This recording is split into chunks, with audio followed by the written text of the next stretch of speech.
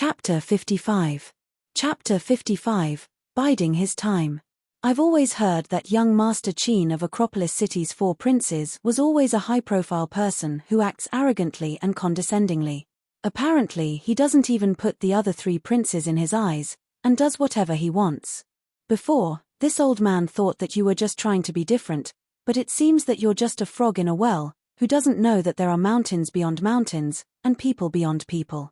Really, now? Qin Feng suddenly started to coldly laugh, wondering if all old people spoke so much. He impatiently said, "If you want to be arrogant, you need to have the strength to be arrogant." This young man would have been dead a long time ago if he didn't have the strength. "I'm a simple person. If I'm not happy with you, I'll kill you, and if you're not happy with me, then come and kill me. However, I'm just worried that you don't possess the strength, and you'll die before killing me." Mph, as expected from a hairless brat. "It's time for your death, and yet you're still acting so arrogantly. Your elder's going to let you know that even within the Acropolis City, there are people who dare to kill you." Uncle Feng was now well and truly angry. The pressure he was emitting from his body suddenly increased, which made the air around his body gently ripple. A punch that hid an astonishing amount of strength came sweeping towards Qin Feng's abdomen. As he punched out, Uncle Feng also roared out like a wild beast. Even the spectators who were far away could feel a light gust of wind from that roar, which made it seem like it could travel thousands of kilometers. The punch was simply too fast, and mercilessly smashed into Qin Feng's stomach. A look of shock flashed in Qin Feng's eyes. He didn't even have time to react as he flew out and heavily fell onto the ground. Despite trying to hold it back, he still coughed up a mouthful of blood. Fast. This old man was simply too fast. That was what Qin Feng was thinking inwardly. While he was still spectating from the 3rd floor, he had been continuously observing Uncle Feng. Even then, he could barely see his movements, which indicated that this old man's strength was his speed. However, personally standing in the arena, he found that this old man's speed was far faster than he had expected. Moreover, that incredibly thin body hid a great amount of power. The system announcement had told him that Uncle Feng was a Stage 4 expert, and it was the first time Qin Feng had encountered such a strong person before. With his Stage 1 strength, as well as the intermediate Thunder Tiger fists, he could punch out with 5 times a normal person's strength, which might be enough to cope with Uncle Feng. However, after going into the arena, Qin Feng found that he had been too naive. Normally, a Stage 4 expert had 5 times a normal person's strength, and was 1.4 times faster than a normal person. Evidently, Uncle Feng was much faster than this, making it almost impossible for Qin Feng to even hit him. Despite having the flying dragon armor, after taking a direct hit, Qin Feng found it difficult to even stand from the pain. Whoosh! Yet another lightning-like and domineering punch was sent his way. The spectators fell into a momentary silence before being sent into a frenzy. This old man, who looked incredibly weak, but was in fact ridiculously strong, ignited their blood. Some of them were so excited, as if they were on drugs, that they almost jumped down from the 2nd floor. Standing on the 3rd floor, a look of worry hung on Han Yingying's face. Her heart felt as if it was hanging in the air after seeing Qin Feng sent flying by a punch. She didn't know why she suddenly cared so much about Qin Feng, but she just wanted him to be fine. "Haha, brat, do you still dare to be arrogant to your elder?" Qin Feng wasn't even able to defend himself before he was sent flying. This brat was a weakling of weaklings to Uncle Feng. As such, he didn't even place him in his eyes, and arrogantly stood over him, as if he was looking down at an ant that he would soon squash. "Ha, do you think your punches are that strong?" After spitting out the blood in his mouth, Qin Feng coldly laughed. "You're not ashamed to stand there and act all high and mighty? I mean, you're already so old. So when are you coming out to give massages? Even if you want to give massages, can't you put some strength into it? Didn't you eat tonight?" Qin Feng mocked Uncle Feng on purpose. Although he had been beaten up quite pitifully, he found that every cell in his body seemed to be trembling with excitement and were rapidly absorbing the strength potion in his body. He knew that he was about to break through his limits. Last time when he was fighting Yu Wenxiong, he had experienced this feeling, and had broken through to Stage 1. If Qin Feng could continue like this and break through to Stage 2, he would receive 500 Hedonist points, which was enough to buy a gold sore medicine to save Zhong Biao. Moreover, he would have the strength to defeat Uncle Feng. As expected, Uncle Feng was enraged by Qin Feng's words. His eyes widened, as if they were going to explode, and he glared at Qin Feng and said, I never thought that you would be as courageous as that muscular man. It's a pity that in this society, the victors are the kings. Simply having courage is not enough. As he spoke, Uncle Feng suddenly raised his foot and forcefully stepped down on Qin Feng's hands. A crack sounded out as his wrists were snapped. Although the pain tore at his heart, Qin Feng gritted his teeth and endured it. Crack. This time, as Uncle Feng's feet landed, Qin Feng's legs were broken. Despite being so old, Uncle Feng's methods were incredibly vicious, causing the spectators to suck in a breath of cold air. The cheering also died down. The arena fell into a strange silence, to the point that one could hear a pin drop. Don't fight anymore, Qin Feng, just give up. If you keep going, you'll die. Seeing this scene, Han Yingying almost cried as she yelled out to Qin Feng. Qin Feng could hear that Han Yingying was genuinely worried about him, and he felt a slight warmth in his heart. He could feel his body's absorption of the strength potion reaching a bottleneck. If he could give it one more push, he would be able to step into stage 2. As such, he looked at the vicious old man without even a hint of fear or pleading as he roared, "Rotten old man, this young master will say it again.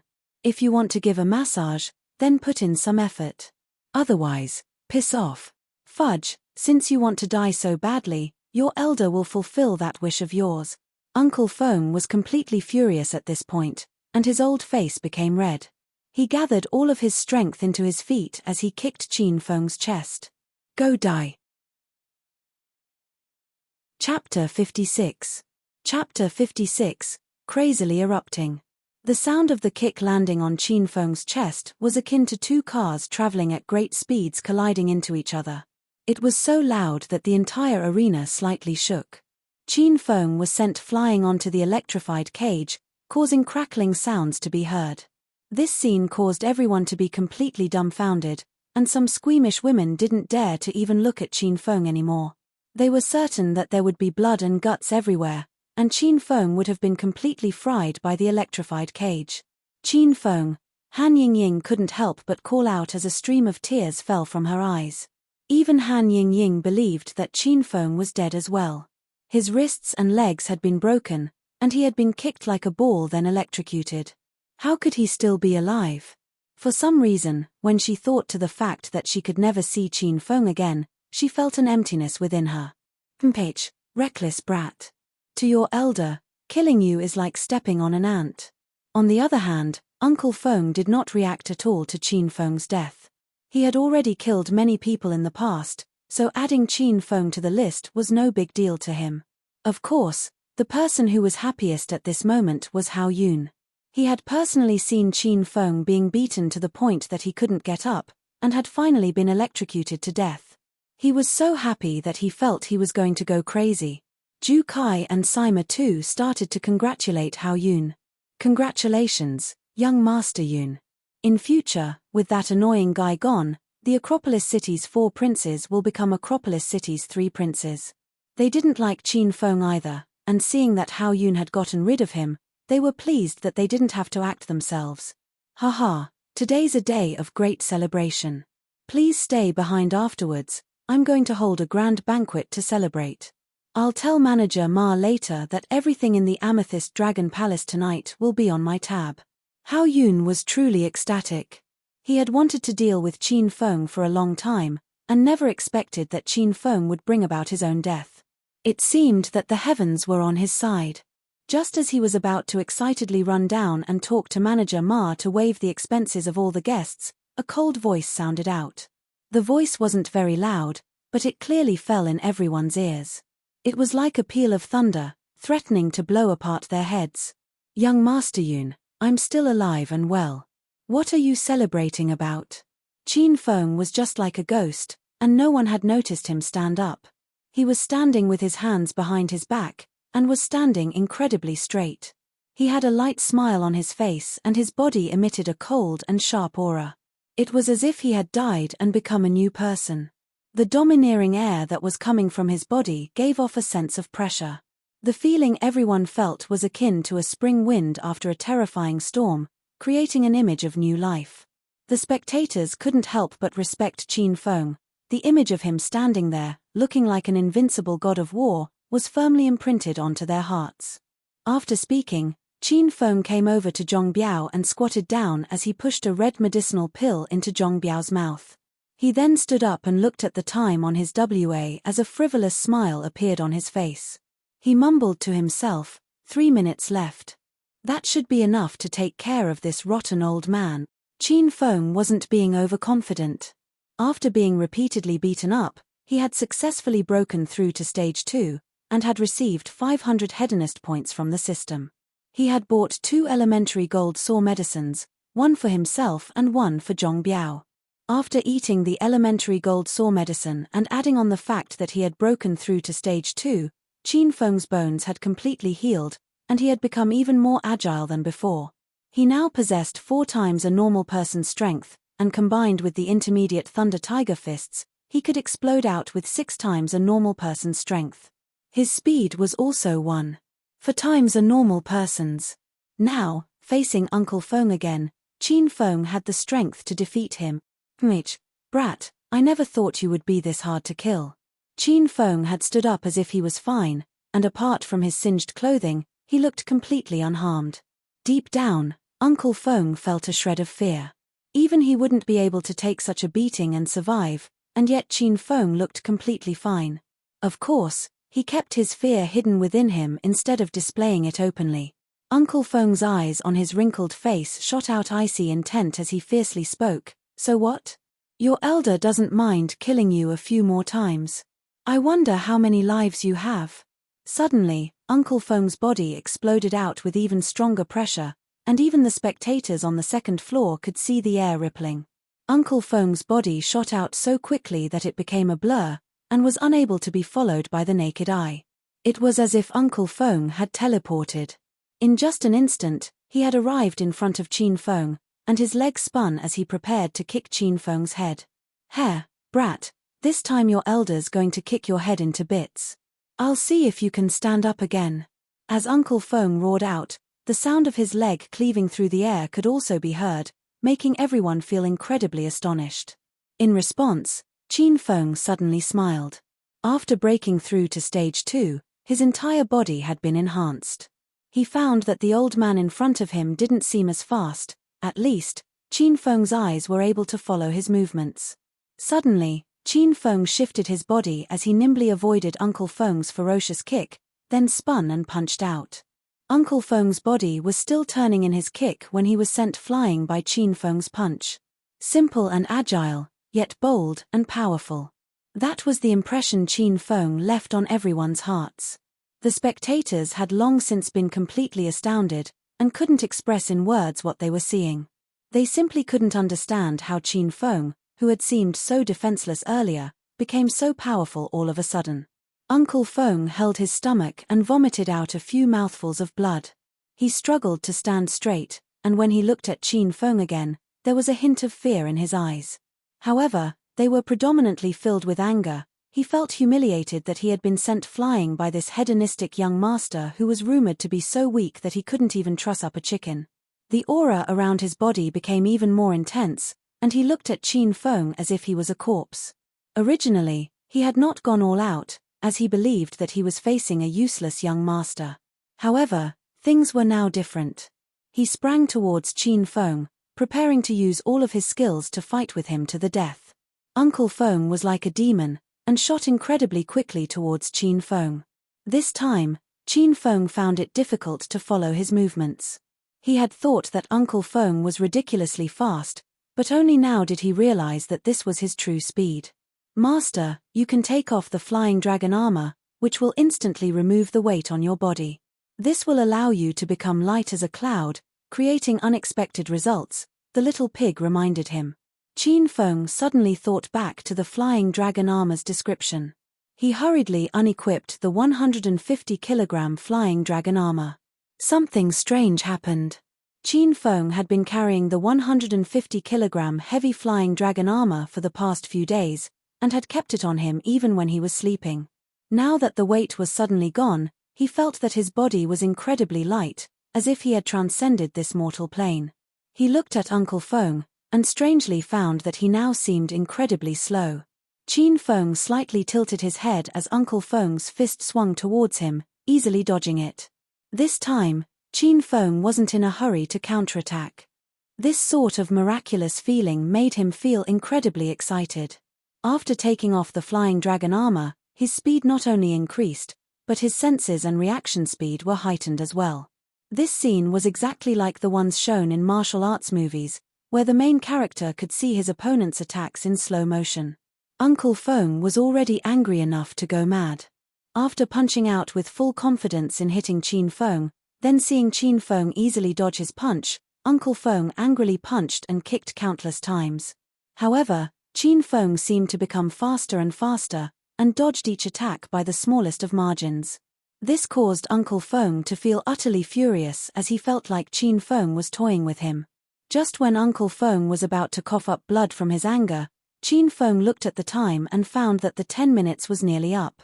"Alright, I can't be bothered playing with you anymore. You can go die now." As he spoke, he swept out with his palm, which left after images behind it.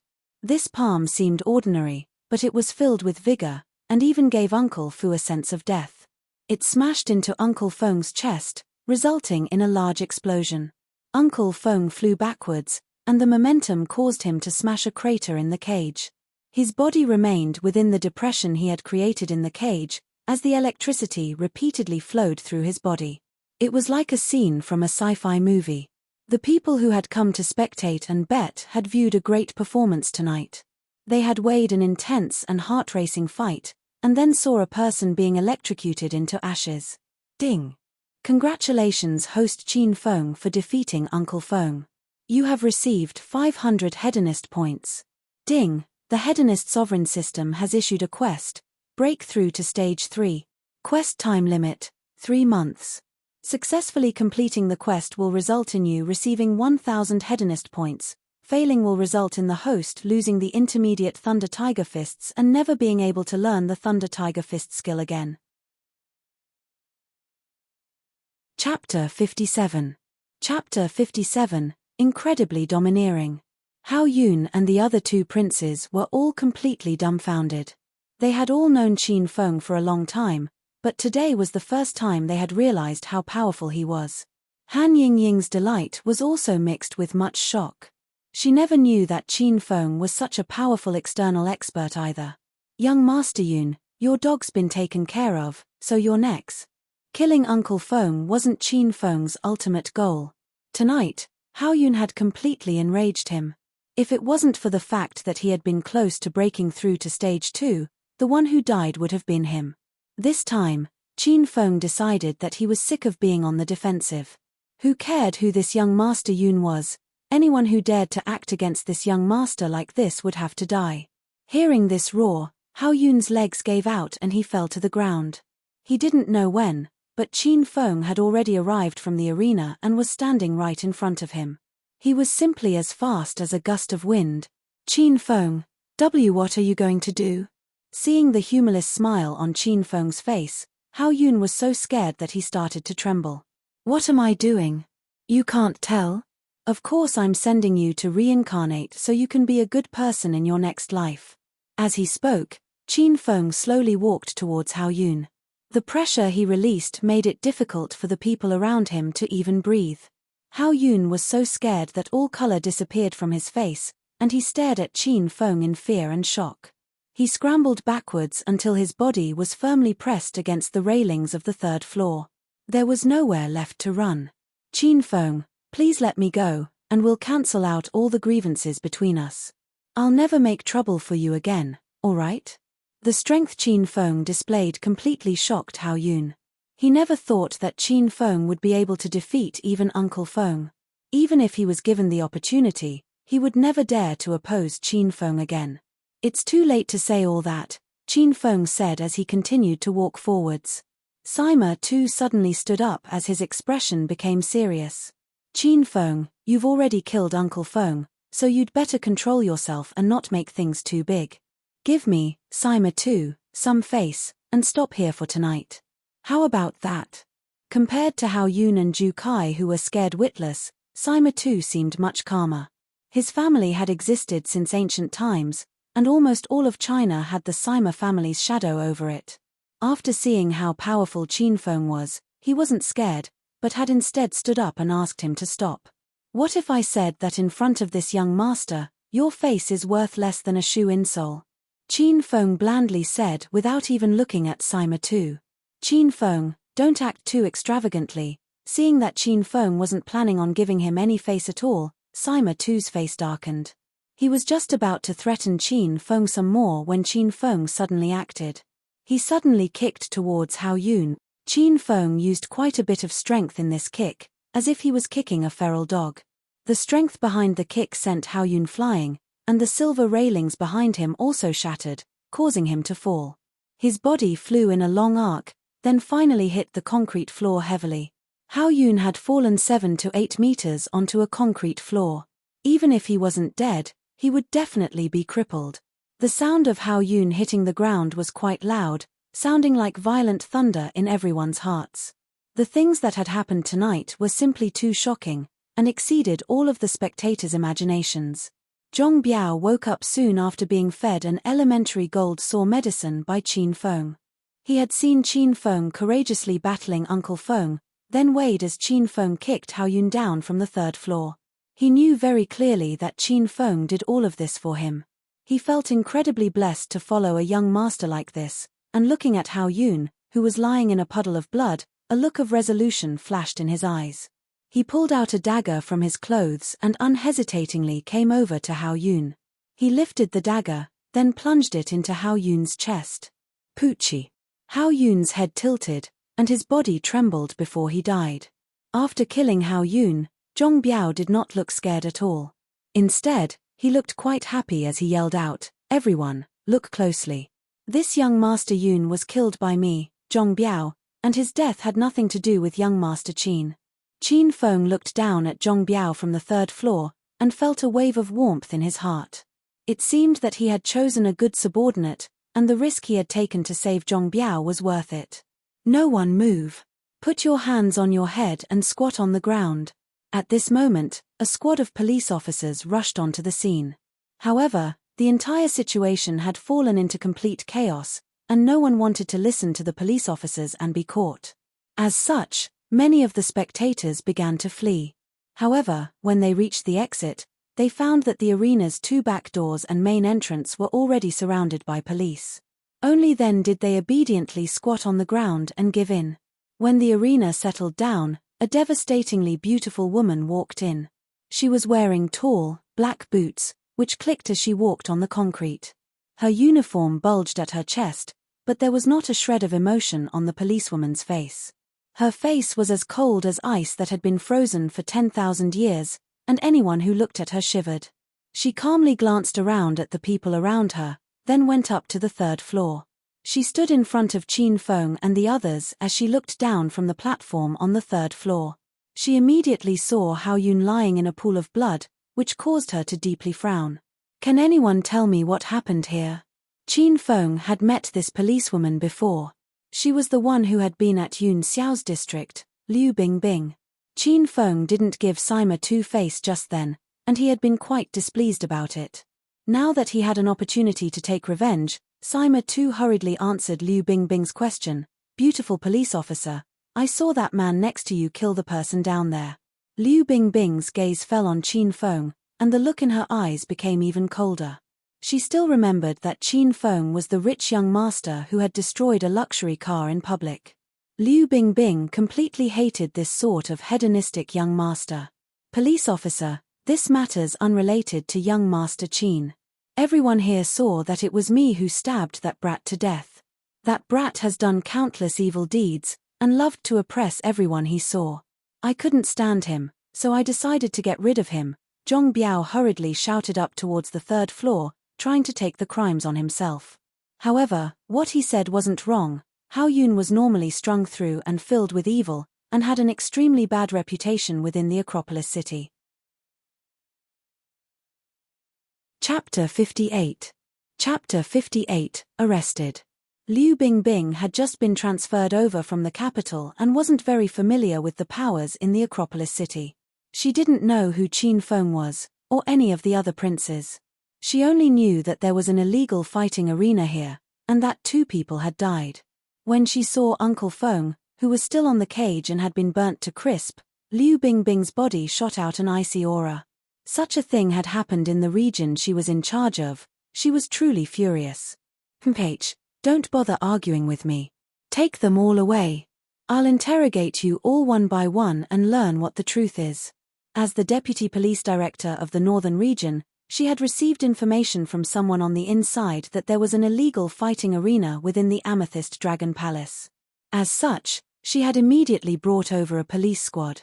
As she waved her hand, a drove of police officers rushed in and started preparing to transport the people here to detention. Because there were so many people to detain, many of the police officers who were standing by the entrances and exits were now gone. There were only 2 police officers standing at the door, which caused Qin Feng's eyes to light up as he tried to think of a way for Zhong Biao to escape. If Qin Feng was caught, he would be released very soon as he had the Acropolis city's Qin family's power behind him. However, Zhong Biao was different. He already had a criminal history and had killed 2 people for Qin Feng. If he was caught, he was done for. "Master, there are 20 elite police officers here. According to the system's calculations, if Master tries to take Zhong Biao and flee, both of you will be shot and killed within 8 seconds.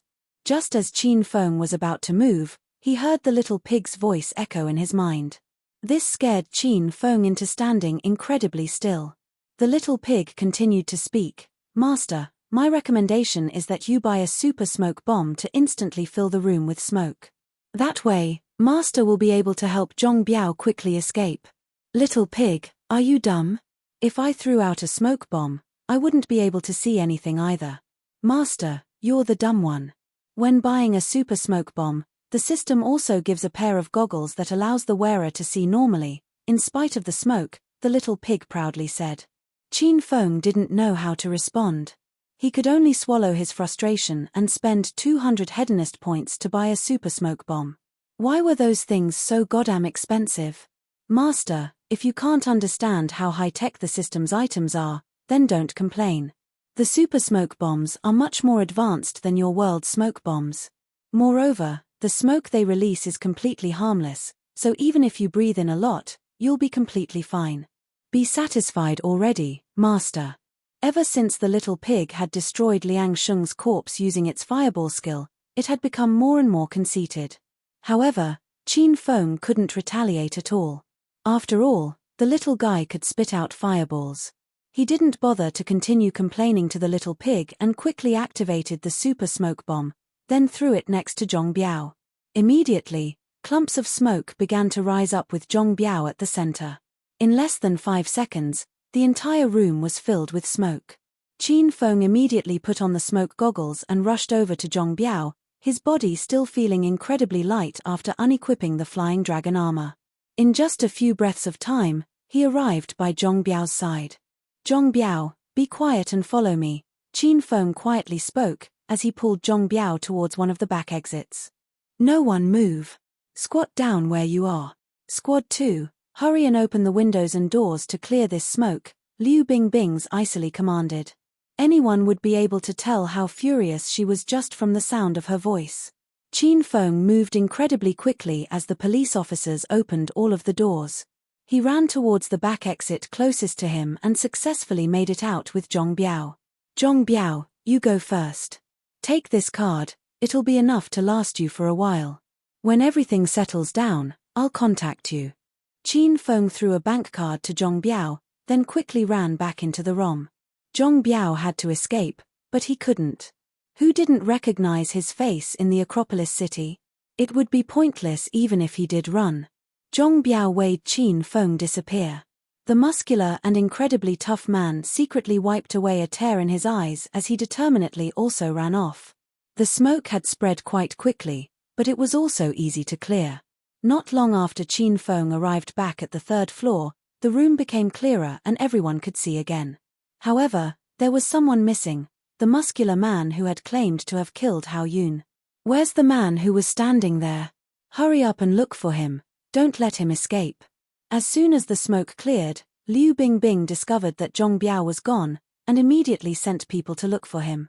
She suddenly turned to look at Qin Feng, her beautiful eyes threatening to pierce through him. Did you throw that smoke bomb? What smoke bomb? I thought you guys threw it in to scare us. That really gave me a great fright, Qin Feng said, feigning ignorance. Liu Bingbing stared into Qin Feng's eyes. When the smoke bomb had activated, she felt a gust of wind blow by her, as though Qin Feng had run past. H, all of you are coming back to the police station with you. I'll interrogate each one of you and get the information I need. Liu Bingbing's beautiful face caused Sima Tu and Ju Kai to lust after her, but the aura she gave off was simply too cold. Although they had their desires, neither of them dared to try and get closer to her. The order within the room settled down, and most of the police were busy detaining and transporting the spectators. There were 3 police vans filled with people, and Liu Bingbing had to phone for more vehicles.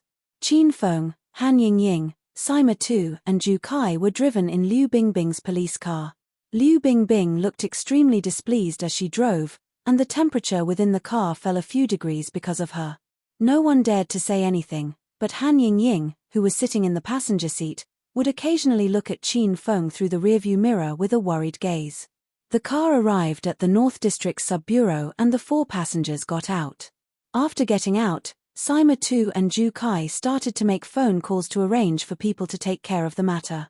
Qin Feng also took out his phone to call Uncle Fu, but as soon as he pulled it out, it was confiscated by Liu Bingbing. What are you pulling out your phone for? You're coming with me to the interrogation room. You can call whoever you want after telling me everything. Liu Bingbing had already been quite displeased with this young master because of the incident with the luxury car, and now, she had caught him in the illegal fighting arena. As such, she dragged Qin Feng into the interrogation room first. When she saw this, Han Yingying felt a little anxious. She took out her phone and prepared to find people to take care of this. It was completely dark within the police station's interrogation room number 3. Qin Feng sat on a wooden chair, as Liu Bingbing suddenly turned on the desk lamp and pointed it towards him. The blindingly bright light made it difficult for Qin Feng to even open his eyes, making him wonder if this policewoman was a demoness. Name. Liu Bingbing's piercingly cold voice rang out, devoid of any emotion. She had only been transferred here from the capital a week ago, and as soon as she arrived, she had vowed to take down the forces of evil in the Acropolis city. She was an extremely righteous and cold policewoman. Qin Feng.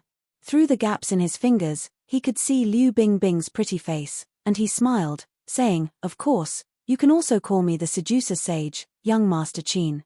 Although he had been taken to the police station, Qin Feng did not feel nervous at all.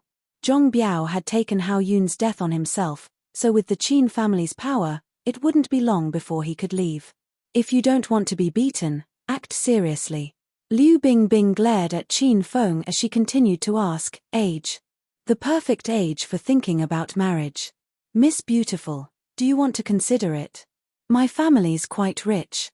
Liu Bingbing was so angry that the icy aura around her became even colder, and her chest heaved under her uniform, making Qin Feng not want to leave anymore. I'll warn you one last time.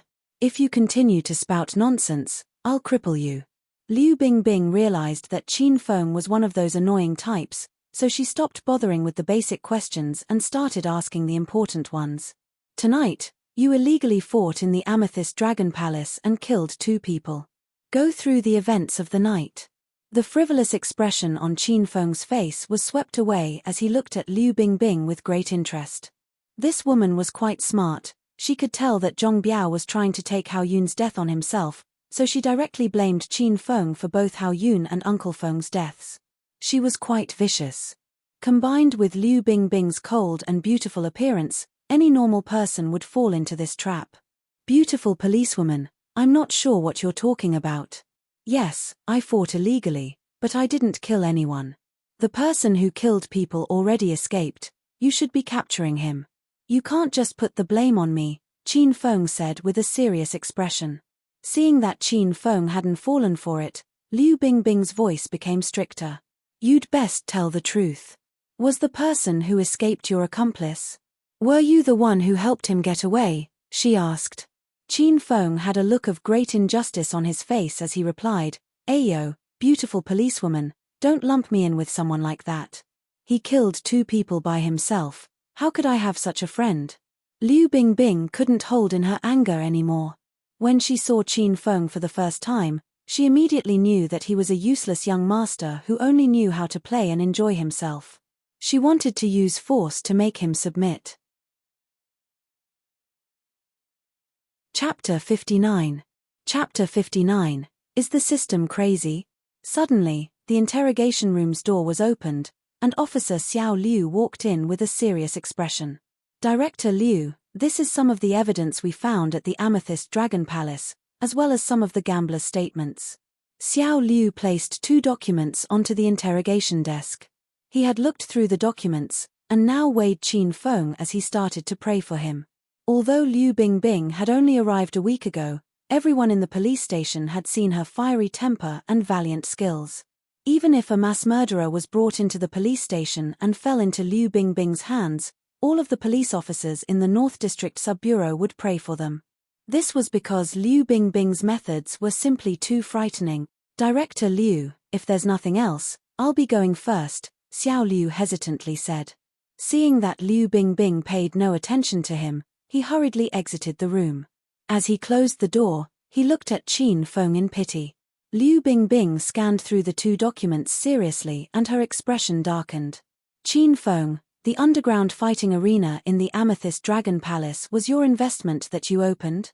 Liu Bingbing suddenly looked up and glared at Qin Feng. Even Qin Feng was dumbfounded by what she said. The Amethyst Dragon Palace doesn't belong to my old man. How could I possibly open a fighting arena there? Beautiful policewoman, you can't just go around unfairly accusing people. Liu Bingbing threw the document onto the table in front of him. He skimmed through the contract, which stated that he was buying the underground fighting arena. Qin Feng immediately understood what had happened. This was probably the big gift that Hao Yun said he was giving him. Hao Yun must have planned for Qin Feng to Zhong Biao be killed, then call the police on Qin Feng. Because his name was on the contract and the fighting arena had taken in tens of millions of dollars, as well as the fact that people had died, the Qin family would have to pay a hefty price for Qin Feng's safety, no matter how powerful they were. Qin Feng couldn't help but admit that this move by Hao Yun was quite savage. However, he had underestimated Qin Feng, and his plan was foiled by Qin Feng's abilities. In the end, he had died because of this scheme of his. He had truly suffered a double loss in trying to outplay Qin Feng. Are you still going to say that I'm unjustly accusing you? Seeing that Qin Feng had fallen silent after reading the document, Liu Bingbing continued to emphatically question him. Qin Feng raised his hands, innocently saying, I really didn't know about this. I'm sure there's someone framing me. Framing you? How could someone frame you with an underground fighting arena worth tens of millions of dollars? Do you really think I'd believe such a thing? Evidently, Liu Bingbing did not believe him at all. She then threw over another document and spat. Then what about you killing an old man in front of all of the spectators? Were you also framed into that? Qin Feng looked through the document and found that it contained the statements of many of the spectators. Countless eyes had seen him send Uncle Feng flying into the electrified cage, where he was burnt to crisp. Qin Feng simply couldn't dispute this matter. Moreover, Liu Bingbing didn't know who Uncle Feng was and thought that he was just a normal old man. When she thought of this evil, hedonistic young master killing a poor old man for fun, she wanted to execute him on the spot. Ding! The Hedonist sovereign system has issued a quest. Hug Liu Bingbing for 10 seconds. Quest time limit, 1 hour. Successfully completing the quest will result in you receiving 100 Hedonist points. Failing will result in the host being thrown into jail for half a year. Ding! The Hedonist sovereign system has issued a quest. Train Liu Bingbing to be as gentle as a lamb and completely obedient to the host. Quest time limit, 3 months. Successfully completing the quest will result in you receiving 3,000 Hedonist points. Failing will result in the host losing 2 women closest to him. After seeing these quests, Qin Feng couldn't help but inwardly curse, and he started to wonder whether the system was crazy. Train Liu Bingbing? To the point that she was as gentle as a lamb and completely obedient to him? Qin Feng looked at Liu Bingbing in front of him and instantly exploded with complaints.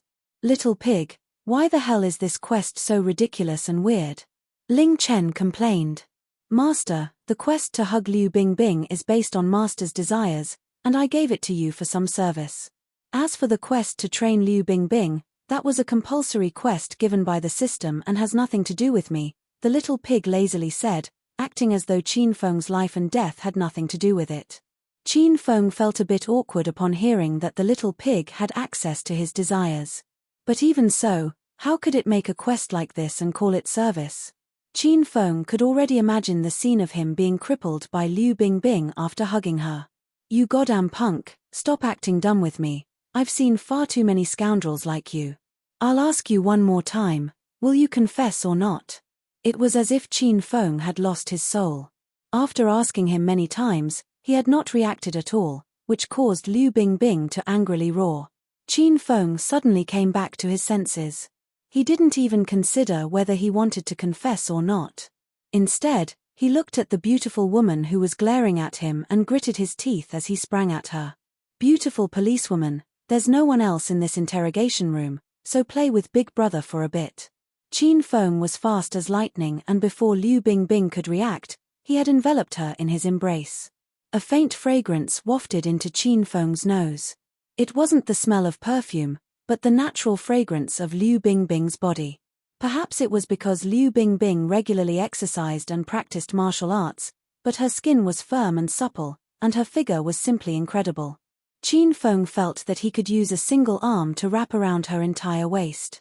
The two large rabbits pressing against his chest were almost bursting from her uniform, and made Qin Feng feel dizzy. A multitude of thoughts raced through Qin Feng's mind, and Liu Bingbing was completely stunned. She had never been hugged by a man like this before, and never expected Qin Feng to do such a thing. It was as if her soul had been stolen, and she lay in Qin Feng's embrace without moving. Ding! Congratulations host Qin Feng for completing the quest to hug Liu Bingbing for 10 seconds. You have received 100 Hedonist points. Catcher. At this moment, the door to the interrogation room was once again opened, and Xiao Liu once again walked in. He had an anxious expression on his face, as though something big had happened. Chapter 60. Chapter 60, So they were dancing. When he saw the scene before him, Xiao Liu was so shocked that he dropped the documents in his hands. His mouth was opened so wide that a goose egg would be able to fit in it. He had expected to see Qin Feng blooded and bruised when he returned, to the point that he was unrecognizable. However, the incredibly strange scene in front of him was completely different to what he had expected. Why was the #1 cold beauty of the North District Sub-Bureau hugging this loose and dissolute young Master Qin? Had she been tempted by the Qin family's power and wealth? If that was so, he had wrongly judged this director Liu. Xiao Liu was feeling quite annoyed. Liu Bingbing was a goddess to all males in the entire sub-bureau, so he wished that he could replace Qin Feng when he saw her intimately hugging him so tightly.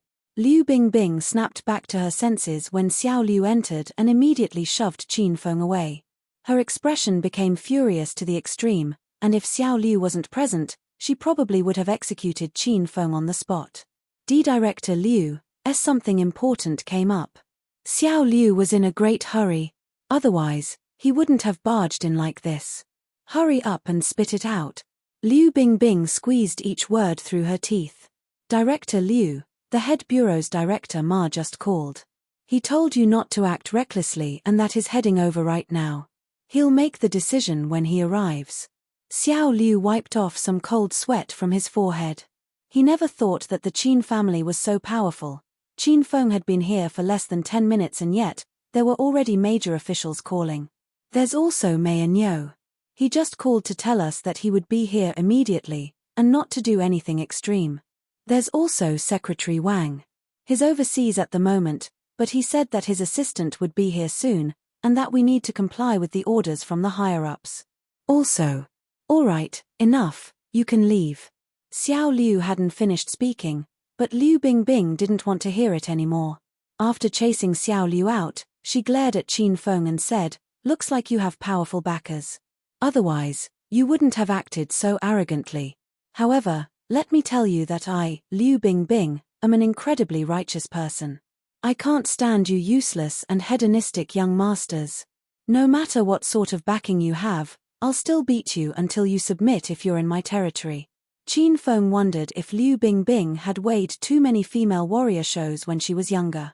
However, when he saw her lock the door to the interrogation room, he couldn't help but start to feel nervous. Could there be some sort of unwritten rules in this police station? Director Liu, it's only the first time we've met. Don't you think that this development is a bit too fast? Qin Feng smiled as he looked at Liu Bingbing. She almost wanted to cough up blood and didn't waste any words as her slim, beautiful legs swept towards him. Although her legs were long and slim, they made a cleaving sound as they flew through the air. Luckily, Qin Feng was able to react quickly and he twisted his body. Liu Bingbing's foot landed on the chair that Qin Feng had been sitting on, splitting it in two. Holy fudge, you want me to turn this fire-tempered policewoman into a gentle and obedient little lamb? Can I spend hedonist points to get rid of this quest? I'll give as many as you want. When he looked at the destroyed chair, Qin Feng felt incredibly shocked.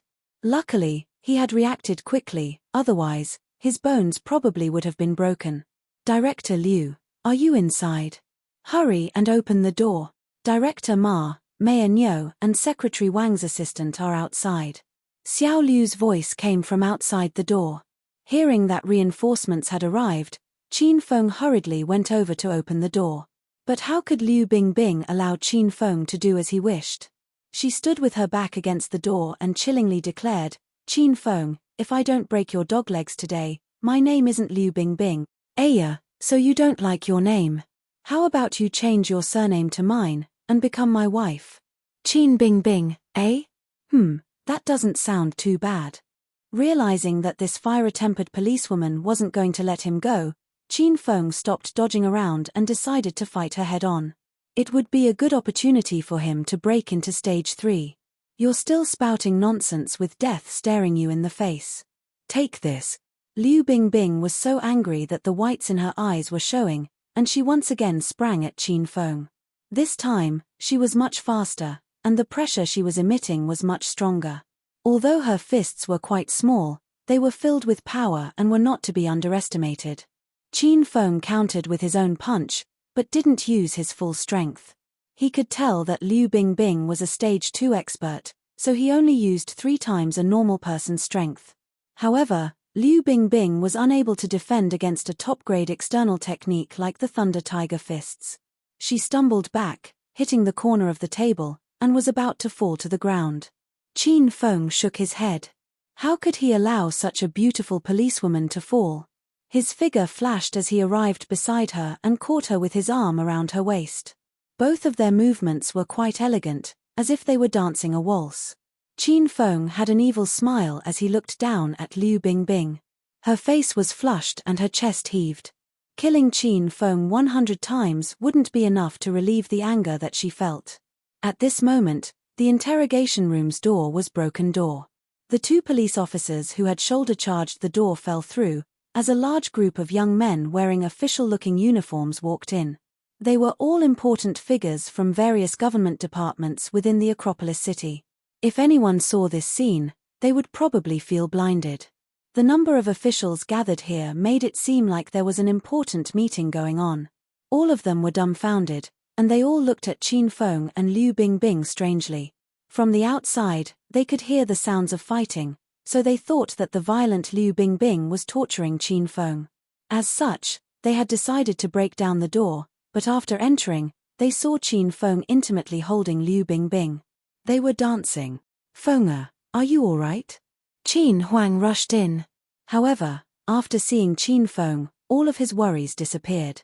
With so many people now at the scene, Qin Feng couldn't continue to take advantage of Liu Bingbing.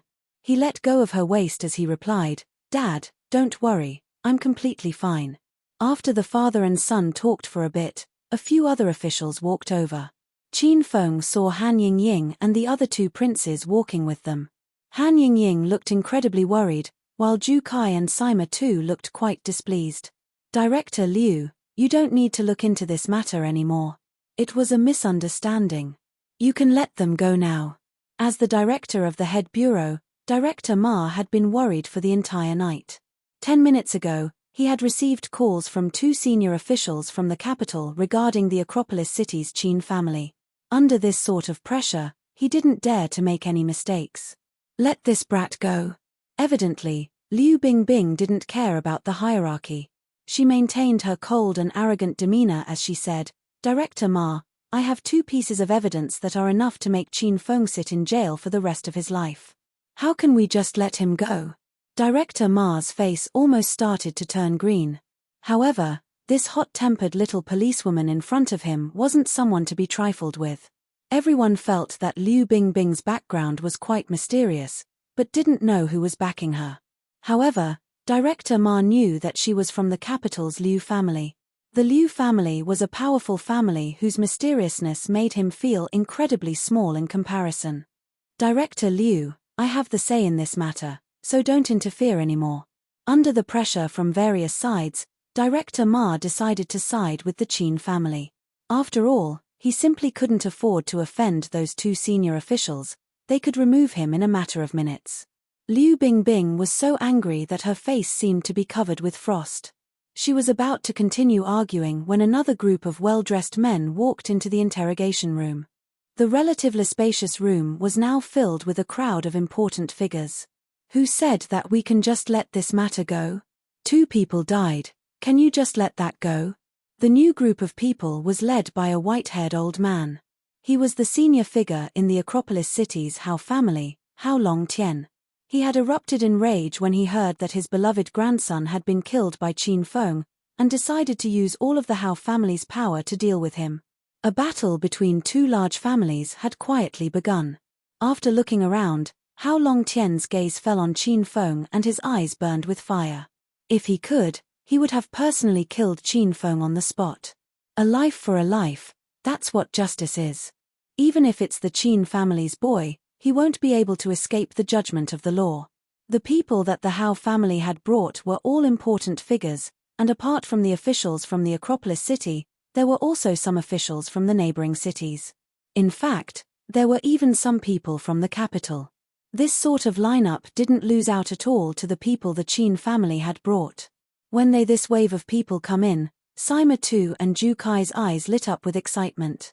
Half of these people had been invited by the Sima and Ju families. There were 4 big families in the Acropolis city, and it seemed that 2 of them were about to start fighting. The Sima family and Ju family could simply stand by and but had decided to help the weaker Hao family. They were all hoping that the Qin and Hao families would suffer great losses, and that they would reap the benefits. If that happened, they would each control half of the Acropolis city. Department head Zhao, why have you come? When he saw that even the department head Zhao from the capital had arrived, Director Ma felt that he was on the verge of collapse. He knew that in a battle between 2 large families, many different powers would be dragged in. If I didn't come, you'd be releasing a murderer. Director Ma, do you even know how to do your job? It seems that I need to report your behavior today to the higher-ups. Department head Zhao threatened as he glared at Director Ma. Chapter 61. Chapter 61, Educating the Newbie. Director Ma felt torn. Although he wanted to comply with the 2 senior officials' wishes and help the Qin family, Department head Zhao greatly outranked him. It was simply too difficult to defend Qin Feng. In an instant, the situation greatly changed and swung in the Hao family's favor. There's nothing left to say. That little bastard Qin Feng killed my grandson Hao Yun, and there's enough evidence to prove he did it. I say we sentence him now, it'll definitely be the death sentence. The room quickly fell silent, as though Qin Feng had really been given the death sentence. The only sound that could be heard was heavy breathing, and even Qin Huang wasn't able to defend Qin Feng. A lazy and unhappy sound cut through the silence. Since you disrespected me first by calling me a little bastard, I won't give you face either. Oi, rotten old man, what right do you have to sentence me to death? And when did you see me kill your grandson? That guy was killed by a muscular and bearded man, who has already escaped. You should be hunting him down now. What did you just call me? Hao Yun's grandfather suddenly coughed as his face twisted. He pointed at Qin Feng and roared, "You little bastard, even if you didn't kill Hao Yun, you definitely killed an old man. An evil like you, who would kill a defenseless old man who didn't even have the strength to truss up a chicken, deserves 100 death sentences." Qin Feng was quite displeased that Hao Yun's grandfather was still calling him a little bastard. "Rotten old man, don't try to play dumb. That dead old man was a top-no expert, don't try to make him sound pitiful." "If you ask me, I'd say he was probably a murderer escapee," he replied. Qin Feng wasn't speaking nonsense. He simply didn't believe that Uncle Feng had never killed anyone before. It was likely that he had killed people in the past and that he was seeking refuge. As such, he had found a backer to hide him as he evaded the police. "Don't you dare slander him. That old man was my family's old butler. He was a kind soul and had no family. He was in terrible health and would be coughing and wheezing after walking only a few steps. I simply don't know how you were able to bring yourself to kill him." A look of shock flashed across Hao Yun's grandfather's face, but an angry gaze quickly replaced it. He had lied so confidently that even Qin Feng was impressed. Qin Huang silently stood at the side, observing everything. When Qin Feng mentioned that the old man was a murderer, Hao Yun's grandfather had appeared flustered for a split second, which didn't escape Qin Huang's notice. He immediately whispered to Uncle Fu next to him, and Uncle Fu disappeared like a gust of wind. "It's very clear that Qin Feng killed 2 people. There's no need to defend him anymore." Department Head Zhao finally spoke. "Director Liu, lock this person up in your North District Sub-Bureau while I report this evil matter to the higher-ups. We'll sentence him tomorrow. I hope you'll keep an eye on him during this time." He could tell that Liu Bingbing vehemently hated Qin Feng, which was perfect for him. He could rest assured with Qin Feng locked up here. With the matter decided, Hao Yun's grandfather left with the people he had brought. Qin Huang and the people he had brought all looked quite distressed. "Fenger, don't worry. I've already asked Uncle Fu to investigate that old man's identity. We'll try to get you out as soon as possible. It'll be hard on you tonight." Qin Huang still couldn't understand how Qin Feng could have killed Hao Yun. However, the situation was too urgent and he had no time to ask. He comforted Qin Feng for a while before taking the people he had brought and left. The battle between the Acropolis City's Qin family and Hao family had begun. Qin Huang had many things that he needed to prepare. The 2 groups of people had come and left quickly. Only Liu Bingbing and Qin Feng remained in the empty interrogation room. "Director Liu, I was quite enjoying our dance just then, but it was ruined by all those people rushing in. Do you want to continue?" Evidently, Qin Feng did not seem worried about his situation at all. After all, Zhong Biao had taken Hao Yun's death onto himself, and the old man definitely had a dark past. Once his father did some investigating, he would be let out.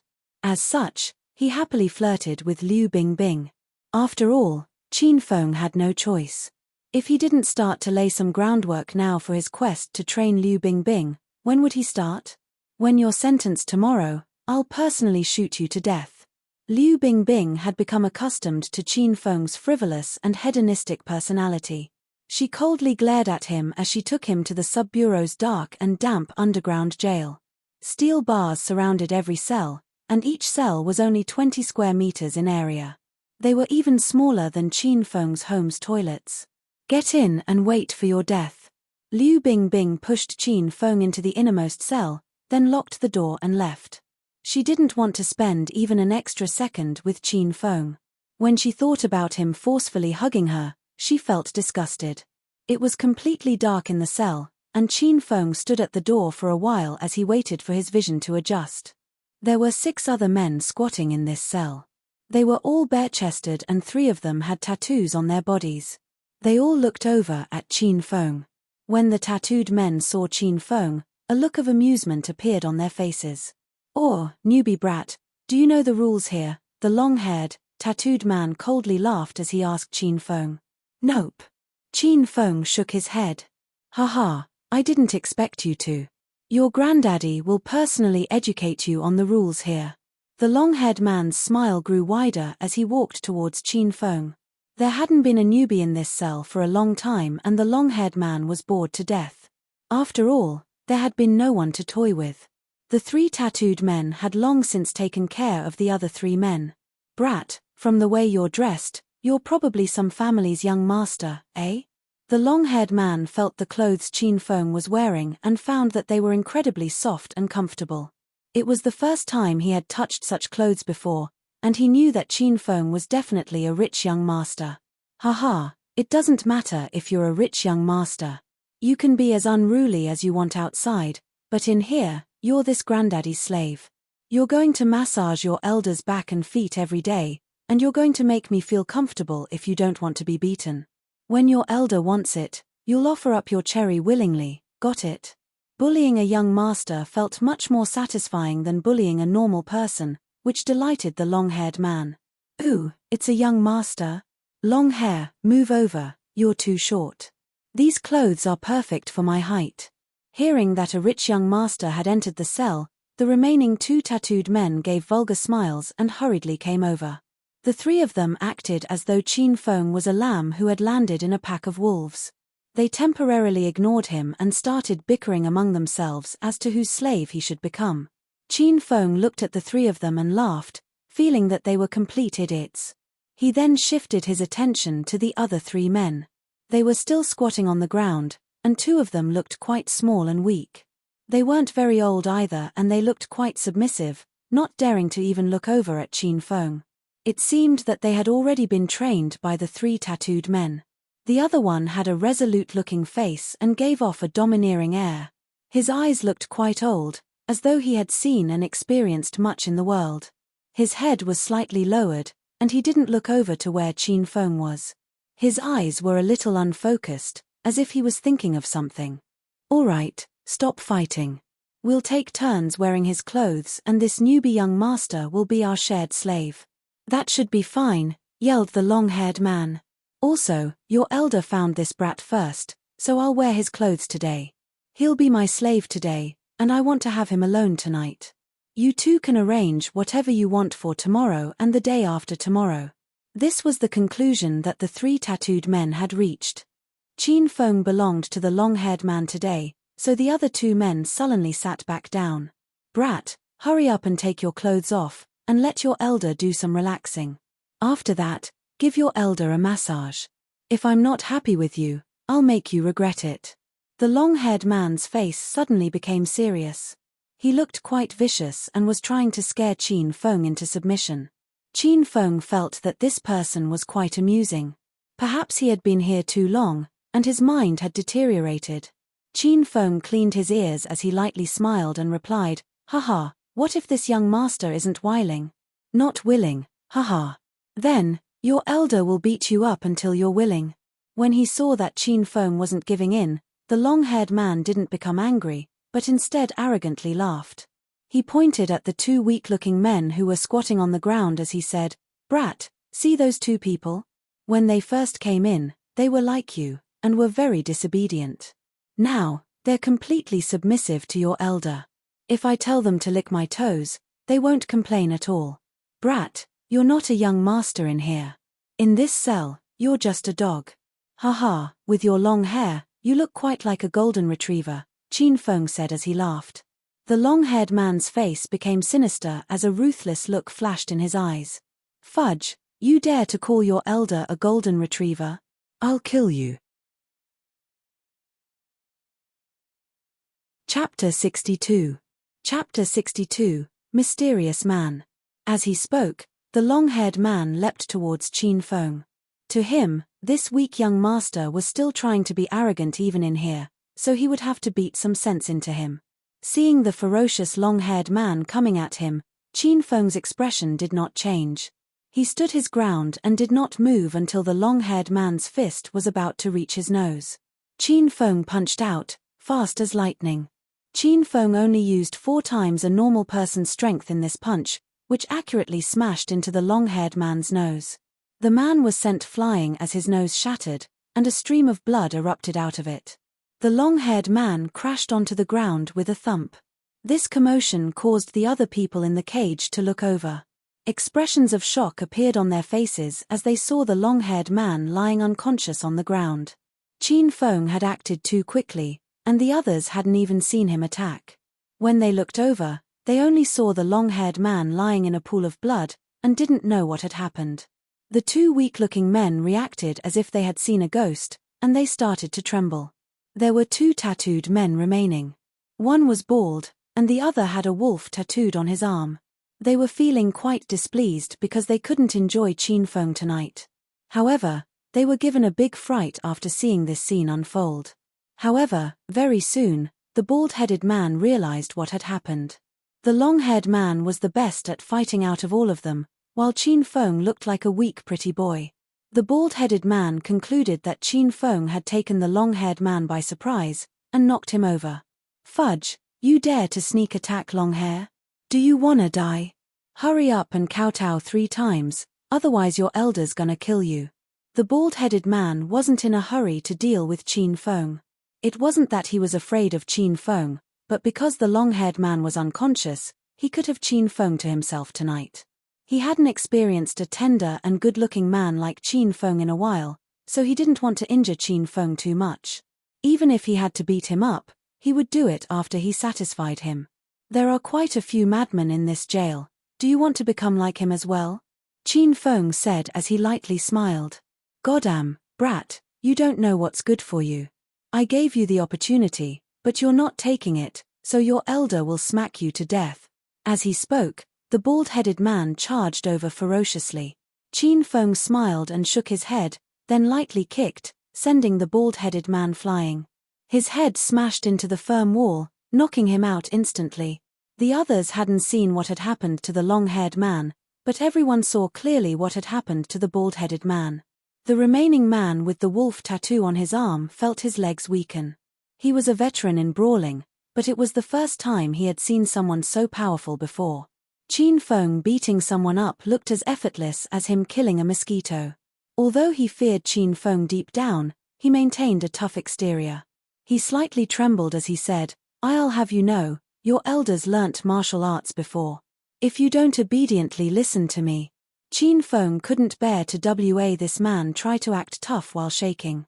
Before the man could finish speaking, Qin Feng's leg swept out, and just like the bald-headed man, the man with the wolf tattoo flew through the air and hit his head on the wall, and also fainted on the spot. This 3vs1 battle seemed to have finished before it even began. The remaining 3 people who were squatting on the ground looked at Qin Feng with strange expressions. This was especially so for the 2 weak-looking men. They were so scared that they uncontrollably trembled. However, a light lit up within the eyes of the man with the weathered face, and he looked at Qin Feng with great interest. "Be big brother, I'm called Little Ma. I can give you massages and clean the cell, just please don't hit me. Big brother, I'm called Little Yuan, I can do those things too, so please don't beat me. I'll do whatever you say." The 2 weak-looking men kneeled in front of Qin Feng. They were frequently oppressed and bullied by the 3 tattooed men, and they never thought an even stronger person would come along. They were so scared that their faces became slightly green, and they wished they could die. They both mourned as to why their lives were so difficult. Qin Feng looked at the 2 men and shook his head, and ignored them. He walked over to the man with the weathered face and sat down next to him. "How come you're not begging me like them?" Since Qin Feng had entered the cell, he had been interested in this middle-aged man. He looked about as old as his father, and his face was incredibly weathered, as if he had seen much in life. The man didn't answer Qin Feng's question, and instead asked him, "What's your name?" After staring in surprise for a moment, Qin Feng truthfully replied, "Qin Feng." An expression of shock appeared on the man's face as his unfathomable eyes lit up. He stared at Qin Feng fixedly as he asked, "The capital's Qin family?" Qin Feng suddenly became wary, because his grandfather held the power in the capital's Qin family. It was also why the Acropolis city's Qin family could be so powerful. After hesitating for a moment, Qin Feng shook his head and replied, "The Acropolis city's Qin family." Acropolis city's Qin family? After hearing this, the man lapsed into silence for a few moments before replying, "Your father's called Qin Huang?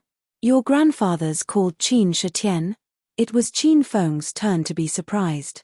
It wasn't a big deal that this man knew about his dad. After all, he was incredibly famous in the Acropolis city. However, the capital's Qin family was incredibly mysterious, and even Qin Feng didn't know much about it. How could this man call out his father and his mysterious grandfather's names so casually? Evidently, he seemed to have some understanding of the Qin family. Qin Feng was quite surprised as he asked, "You know me? What relationship do you have with my Qin family?"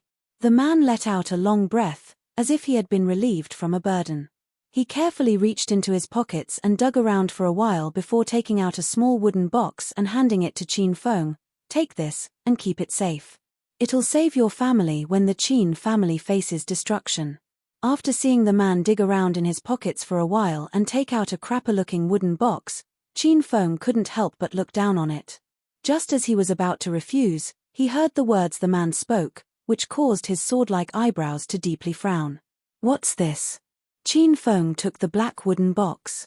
He was about to open it when the man suddenly grabbed his hand. The man's hand was covered with scars, and felt like a clamp. It tightly gripped Qin Feng's hand, and although Qin Feng tried to use his full strength to break free, he couldn't budge an inch. In that instant, Qin Feng felt incredibly dumbfounded. He had 6 times a normal person's strength, and was quite confident in his strength. He had defeated all of the opponents he had faced. However, in front of this mysterious man, Qin Feng felt that he didn't even have the strength to retaliate. Chapter 63. Chapter 63, Leave it to me. Don't be anxious, I don't bear any ill will towards you. It's just that you shouldn't open this box right now. After leaving here, find a safe place to store it. Only after you possess absolute strength should you open it, the man said in a low voice to Qin Feng. After hearing this, Qin Feng nodded, and the man let go of his hand. Qin Feng looked at the black wooden box in his hand, and couldn't even start to guess what it contained. However, he couldn't just put it in his pocket like the man. Suddenly, the little pig's voice sounded out, "Master, Master, you can put this black box in the system." It was the first time Qin Feng had seen this lazy little pig so excited. "I thought the system can only store things that belong to the system," Qin Feng said in confusion. "The thing in this black box has a mysterious connection to the system, so hurry up and put it in the system, Master." The little pig acted in a threatening manner, as if it was very eager for Qin Feng to put the box in the system. With a slight thought from Qin Feng, the black box disappeared, and then appeared in the system's inventory. The little pig excitedly played with the black box. It seemed to like the box as well, and valued it greatly. "I don't know your name yet." After putting the box away, Qin Feng was quite curious about the man, so he started to ask him questions. "I'm called Codename Y." Codename Y? Qin Feng was a bit confused by this name. Just think of it as a code name from the finest and most mysterious organization in all of China. Don't look down on these code names, because behind every code name is a world-shaking major event. Any person from the organization is able to create a reign of terror and carnage. As he spoke, Codename Y's eyes seemed to become a bit hazy. It seemed like he was reminiscing as he spoke. He didn't give off the feeling of boasting. After hearing all that, although Qin Feng didn't completely understand, he could feel that Codename Y was an important person.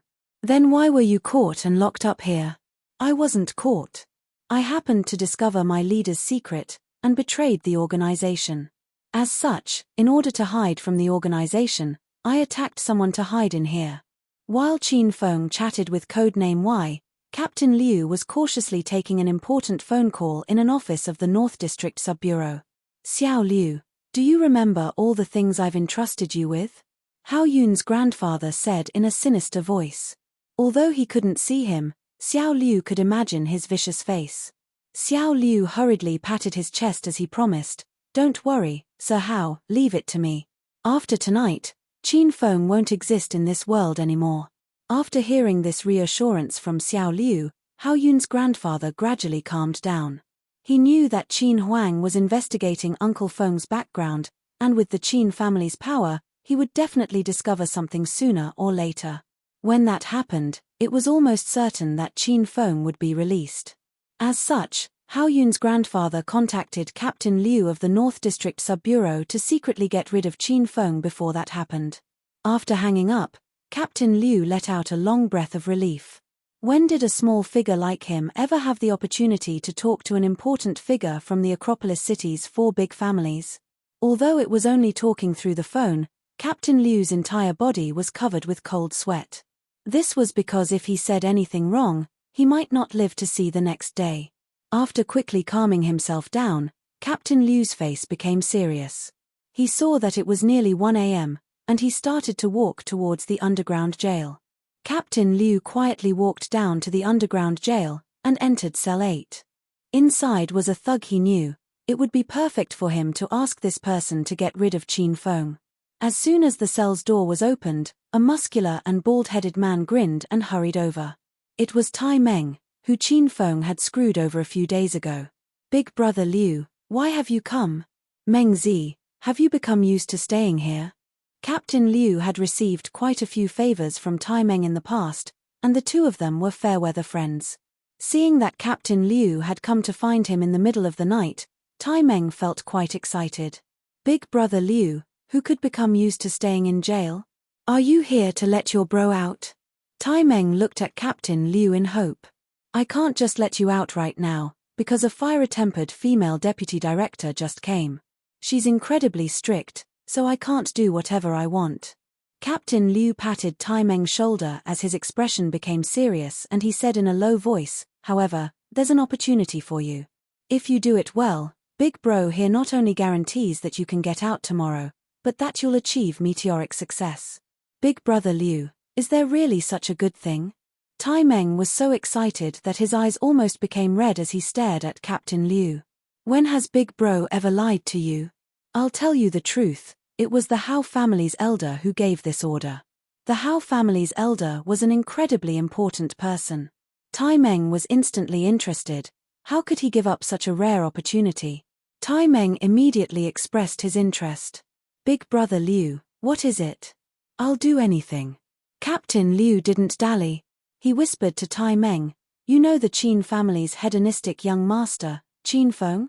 He killed the Hao family's young master Yun, and the Hao family's elder was completely infuriated. He wants us to kill Qin Feng tonight." "Qin Feng?" Upon hearing this name, Tai Meng reacted as if he had been shocked by lightning. His whole body shuddered.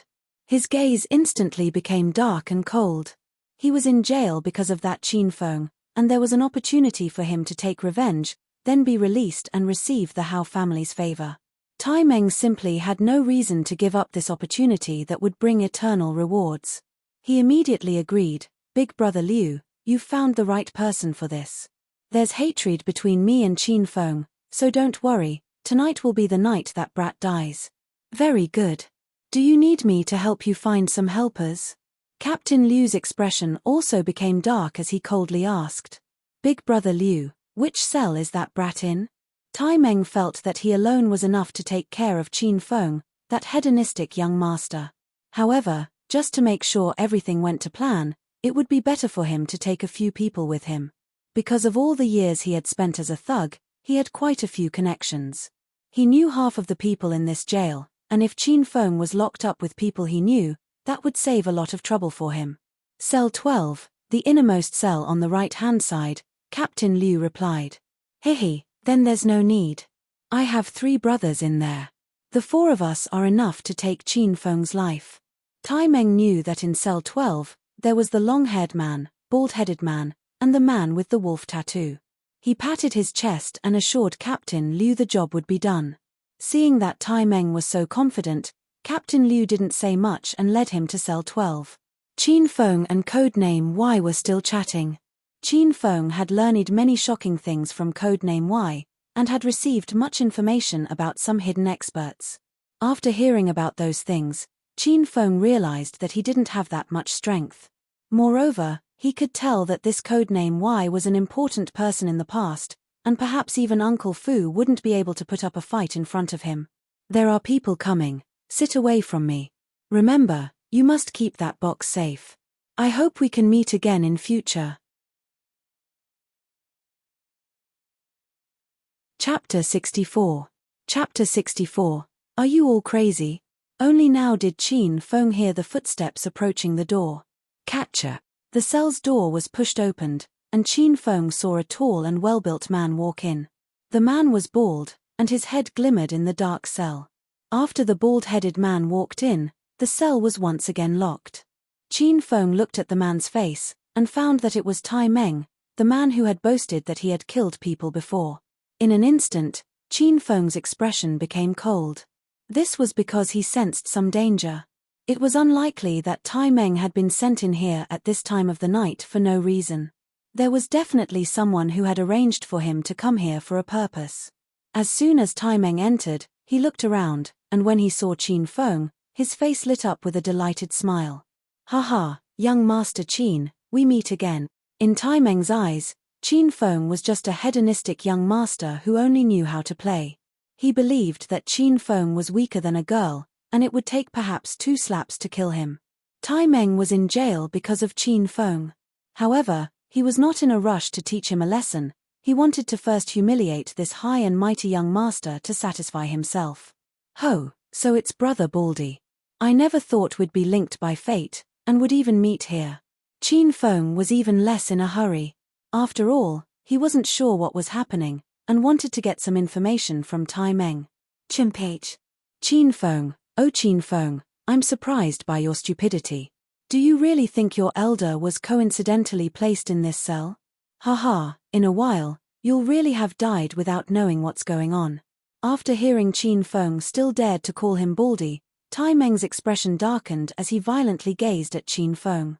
At this moment, Qin Feng saw codename Y shoot him a look, silently asking Qin Feng whether he needed his help. Qin Feng quickly shook his head imperceptibly.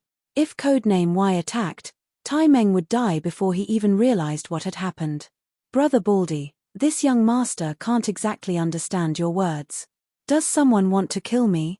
In order to find out the identity of the mastermind behind all this, Qin Feng had to play dumb. The stupid Tai Meng couldn't tell, and started to laugh at Qin Feng's idiocy.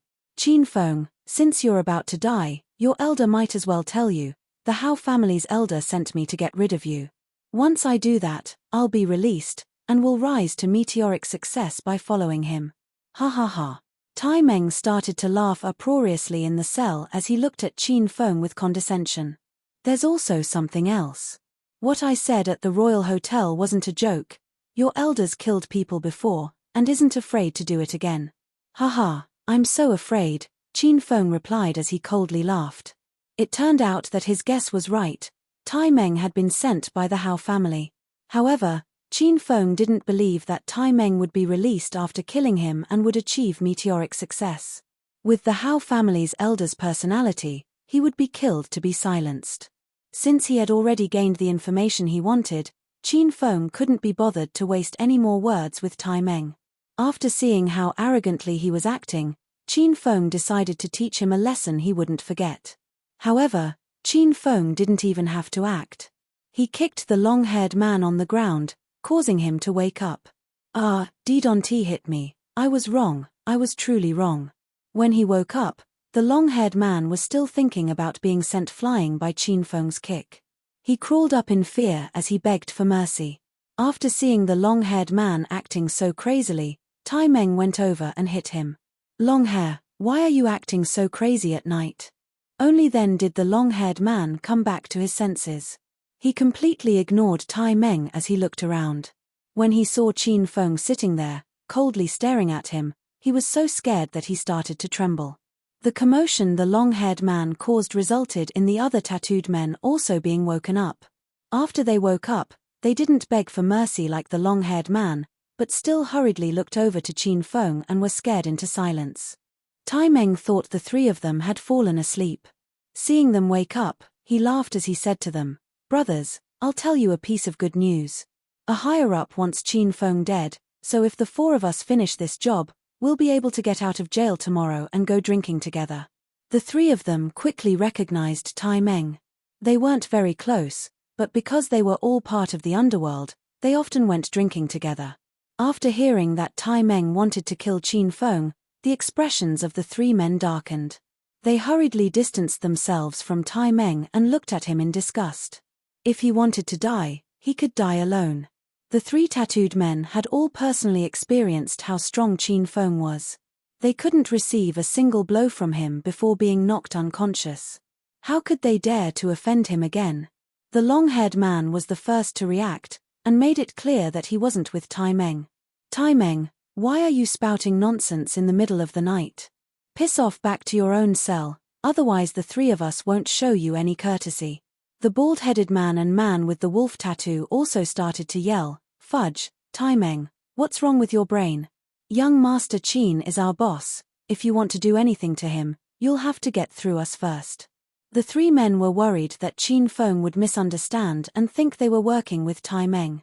As such, they stopped wasting words and sprang towards Tai Meng. Before Tai Meng had realized what was happening, he had been beaten black and blue by the other three men. "Fudge, are you all crazy? I wanted to help you guys, but you," after being beaten up for no reason, Tai Meng was so angry that he wanted to cough up blood. He was so angry that he started yelling, but before he could finish, the long-haired man stuffed his mouth with a dirty sock. "Fudge, you still dare to ramble? It seems like you've grown tired of living if you dare to have thoughts about our young Master Qin. Brothers, we'll beat this guy to death tonight." The three tattooed men used all of their strength in beating up Tai Meng, and didn't pretend at all. They were simply too afraid of Qin Feng misunderstanding the situation. In the end, the three of them gave Tai Meng such a harsh beating that their fists ached. Tai Meng's face was covered with blood, and he was on his last breath. "All right, that's enough. He'll really die if you continue." After seeing that Tai Meng couldn't even cry out anymore, Qin Feng ordered the three men to stop. The three men immediately let out long breaths and weakly sat down on the ground. The two weak-looking people had been so shocked that they couldn't even speak, and they looked as if their eyes were going to pop out. Weren't these the incredibly arrogant and domineering tattooed brothers? Right now, they seemed like Qin Feng's dogs, and they were incredibly humble and respectful. The two of them were completely flabbergasted. Codename YS expression hadn't changed. He had closed his eyes, and it was hard to tell if he was asleep or thinking about something. The night passed without any further incidents. Early the next day, Hao Yun's grandfather brought a group of people to the North District Sub-Bureau. Captain Liu had long since been waiting at the entrance to the police station, and he immediately smiled and greeted the old man as he came over. "Ah, Sir Hao, you're here." Hao Yun's grandfather was in no mood to waste words with Captain Liu. He immediately cut to the chase. "Xiao Liu, has the matter been taken care of?" Qin Feng had killed his beloved grandson, and he hated Qin Feng to his bones. He hadn't slept the entire night, and had come early in the morning, eager to see Qin Feng's corpse. "Don't worry, Sir Hao, I've arranged for someone to take care of it. I'll take you there now." Captain Liu hadn't gone to check for himself, but he thought that even if Qin Feng was a monster, he would definitely be dead by the hands of Tai Meng and the three tattooed men working together. As such, he confidently led Hao Yun's grandfather towards the jail. As they reached the underground jail, a damp and moldy smell hung in the air. How could someone of Hao Yun's grandfather's status come to a place like this? However, he completely disregarded the environment and followed Captain Liu to cell 12. Catcher. Captain Liu knew that the Hao family's elder was in a hurry to see Qin Feng's corpse, so he quickly opened the door. After stepping into the cell, Captain Liu and the Hao family's elder could only see the outlines of people, but not their faces. A person was lying on the ground with a pool of blood around him. Captain Liu suddenly became excited as he ran over to the person on the ground. It was evident that it was Qin Feng. "Look, Sir Hao, this person is definitely Qin Feng, since I promised Sir Hao that Qin Feng would die." Seeing the unmoving Qin Feng on the ground, Captain Liu was convinced that Qin Feng had been killed by Tai Meng. "Tai Meng, hurry up and come over, Sir Hao's here. You've done him a great deed by killing Qin Feng," Captain Liu called out to Tai Meng, but received no response. Suddenly, Captain Liu felt that something was off, and he hurriedly flipped over the person on the ground. He looked at his blooded face, and became so scared that he fell to the ground. At the same time, a cold voice sounded out. "Haha, you old thing, who would have thought that you'd be so concerned about me that you'd come to see this young master so early in the morning? I'm quite touched." Hearing this voice, Hao Yun's grandfather's body trembled. The voice was incredibly familiar. It was Qin Feng. Qin Feng wasn't dead. He wasn't dead. Chapter 65. Chapter 65, A Shocking Punch. The realization that Qin Feng wasn't dead felt like a bomb exploding in the Hao family's elder's head. He had heard Captain Liu continuously promise that Qin Feng would be killed, and he also believed that Qin Feng was dead. However, seeing Qin Feng was standing in front of him, looking perfectly fine, the Hao family's elder was so enraged that his wrinkles started to tremble. "You rotten old thing, what are you trembling for so early in the morning? You came to see if I'm dead, right? Sorry to disappoint you, but this young master won't be killed so easily. Also, I can let you in on a secret. Hao Yun was killed by this young master, but what can you do about it?" The Hao family's elder was angry to the point of vomiting blood. Qin Feng's eyes shot out a chilling light as he continued, "From what I know, Hao Yun, that piece of trash, forced 32 female students into bed with him. 2 of them committed suicide, 5 of them reported the matter to police, and 25 of them, because they couldn't get over what happened, ended up going into prostitution. However, you used the Hao family's power to suppress all of that, and allowed Hao Yun to continue doing whatever he likes. I admit, I'm not some sort of righteous person, and I'm also quite dissolute. However, even a beast wouldn't be able to do those sorts of disgusting things." As one of the Acropolis city's 4 princes, Qin Feng seemed to get along with the other 3 princes in public, but their relationship was incredibly rocky. In order to protect himself, Qin Feng had long since asked Uncle Fu to investigate each of the other 3 princes. He had found that out of all of them, Hao Yun had committed the most evil deeds. Before, Qin Feng was just a hedonistic young master, and was quite uncaring and aloof. However, after obtaining the system, which gave him many quests related to the beauties around him, he started becoming more involved with them. Lin Beibei, whose life was so difficult, Zhao Lingxian, who was so proud, yet lonely, Bai Qing, who was cold, yet hurt, Yun Xiao, who acted strong, but was quite weak deep down. All of them had their own stories, and when Qin Feng entered their stories and became the main character, he had started to develop feelings for them. Qin Feng felt quite pleased after thinking back to the fact that he had killed Hao Yun.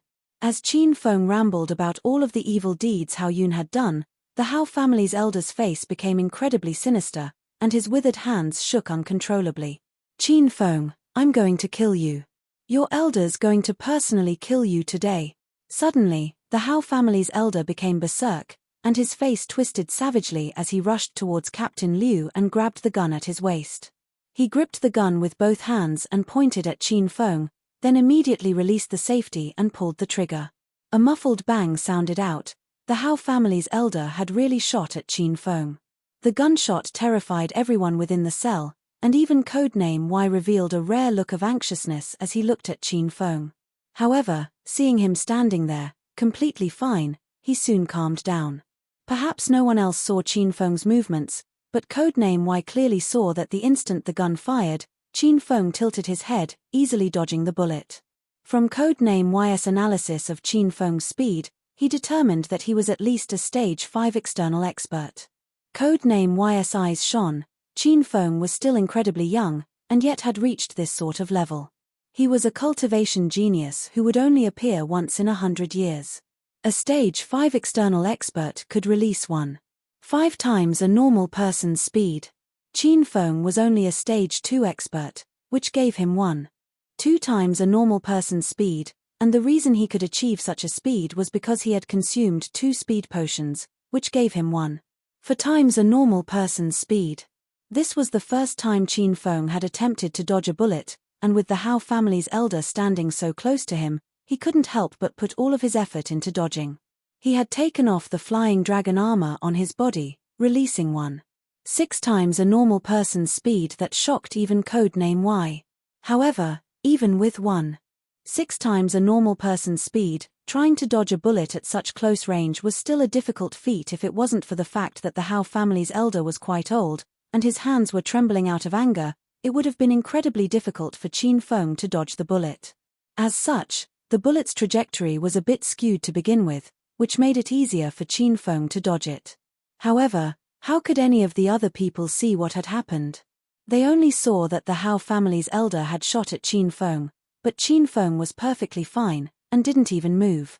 This scared the wits out of the three tattooed brothers.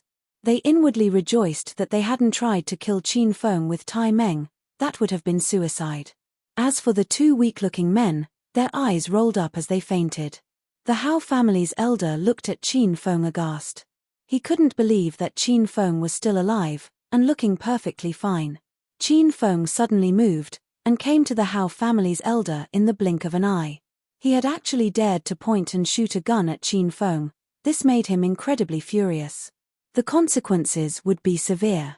He unhesitatingly punched out and smashed into the old man's face. With a bang, the Hao family's elder flew out. The bag of old bones nearly collapsed as he hit the ground. "Don't think that I wouldn't hit you just because you're old," Qin Feng calmly spoke after landing that domineering punch. He definitely wouldn't show mercy to an evildoer like the Hao family's elder. What's more, this old man had tried to silence him in jail. There was no need for Qin Feng to give him face. These incredibly shocking turns of events left Captain Liu completely dumbfounded, and his eyes were full of dismay. His mouth was wide open, and could probably fit 2 big goose eggs. He knew Qin Feng's background, and knew that there was some conflict between the Qin family and Hao family. However, he never thought that someone would dare to hit the Hao family's elder. He was sure that even Qin Huang wouldn't dare to be this arrogant. However, Qin Feng had attacked, and savagely at that. He didn't put the Hao family's elder in his eyes at all.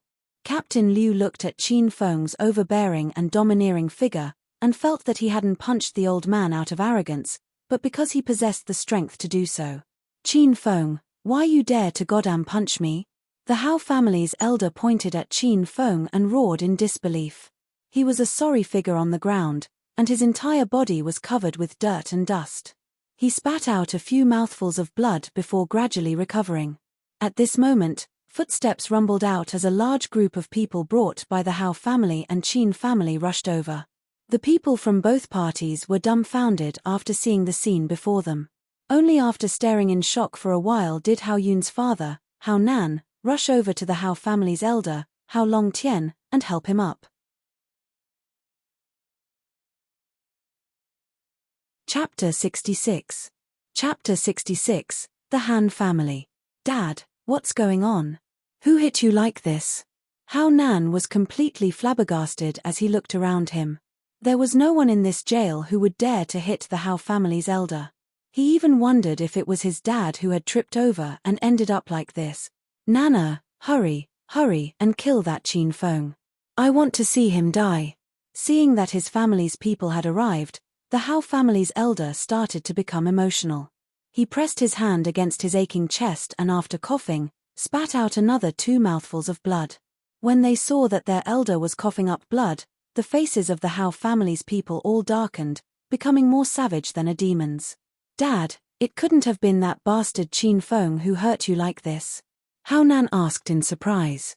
"Don't waste time, just hurry up and get rid of that Qin Feng for me." The Hao family's elder didn't have the face to admit it in front of so many people and demanded that Qin Feng be killed.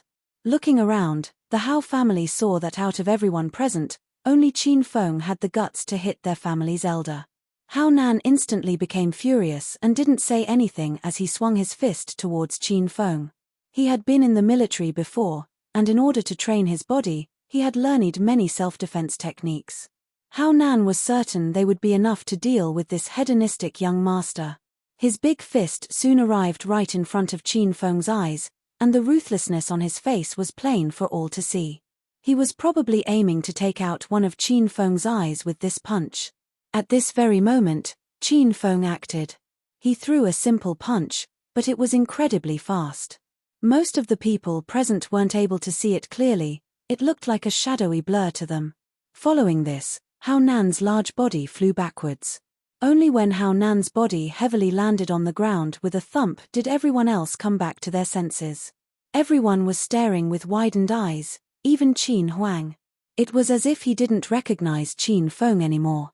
Uncle Fu's eyes shone. He hadn't seen Qin Feng in a week, but it seemed that he had become many times stronger. Qin Feng, you actually dare to attack someone in public. Department Head Zhao, you also saw that. I believe that such a dangerous person to society should be executed right away. The Hao family's people were immediately outraged. They continuously pointed and cursed at Qin Feng, making him feel as though his ears were becoming calloused. He thought to the little pig and the fireball it could release once per month. If he could evolve the little pig, it would be able to shoot out fireballs whenever it wanted to. It would be able to open its mouth and burn these people to ashes. That would make things a lot simpler. Department Head Zhao had come to help the Hao family, so when he saw that Qin Feng was unhesitatingly attacking them so openly, he felt as if Qin Feng was slapping his face. He furiously came over to Qin Feng and said, "Qin Feng, the evidence of you killing people is undeniable, and now you're attacking and injuring innocents. I'm going to take you to the capital for sentencing." "No, Feng isn't guilty, so he can't go with you to the capital." Qin Huang's face fell as he stepped out, trying to stop him. After having experienced the battlefield of business and politics for many years, Qin Huang naturally knew what Department Head Zhao was thinking. If Qin Feng was taken away, he would probably be killed along the way.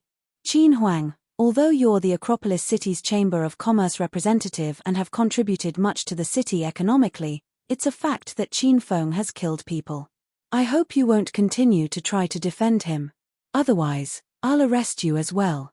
Department Head Zhao was feeling quite angry and did not give Qin Huang any face. He was determined to bring Qin Feng away. Qin Huang's face slowly darkened and he glanced at Uncle Fu, who immediately produced a stack of documents and handed them to him. Qin Huang opened the documents and showed them to Department Head Zhao. "Department Head Zhao, according to my investigations, the old man who Qin Feng accidentally killed wasn't like who the Hao family's elder said he was.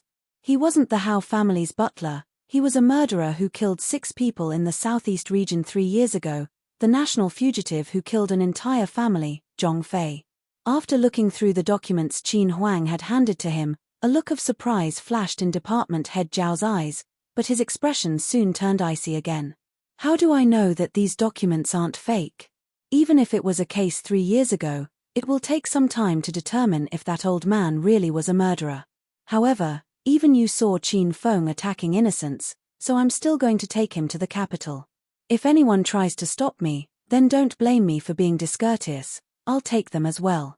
The Hao family had already told Department Head Zhao about Uncle Feng's background. Now that Qin Huang had discovered Uncle Feng's identity as well, Department Head Zhao was in even more of a rush to take Qin Feng away. His oppressive words left the people from the Qin family not knowing what to say. They could only Department Head Zhao prepare to take Qin Feng away, as they desperately tried to think of ideas. "Hold it.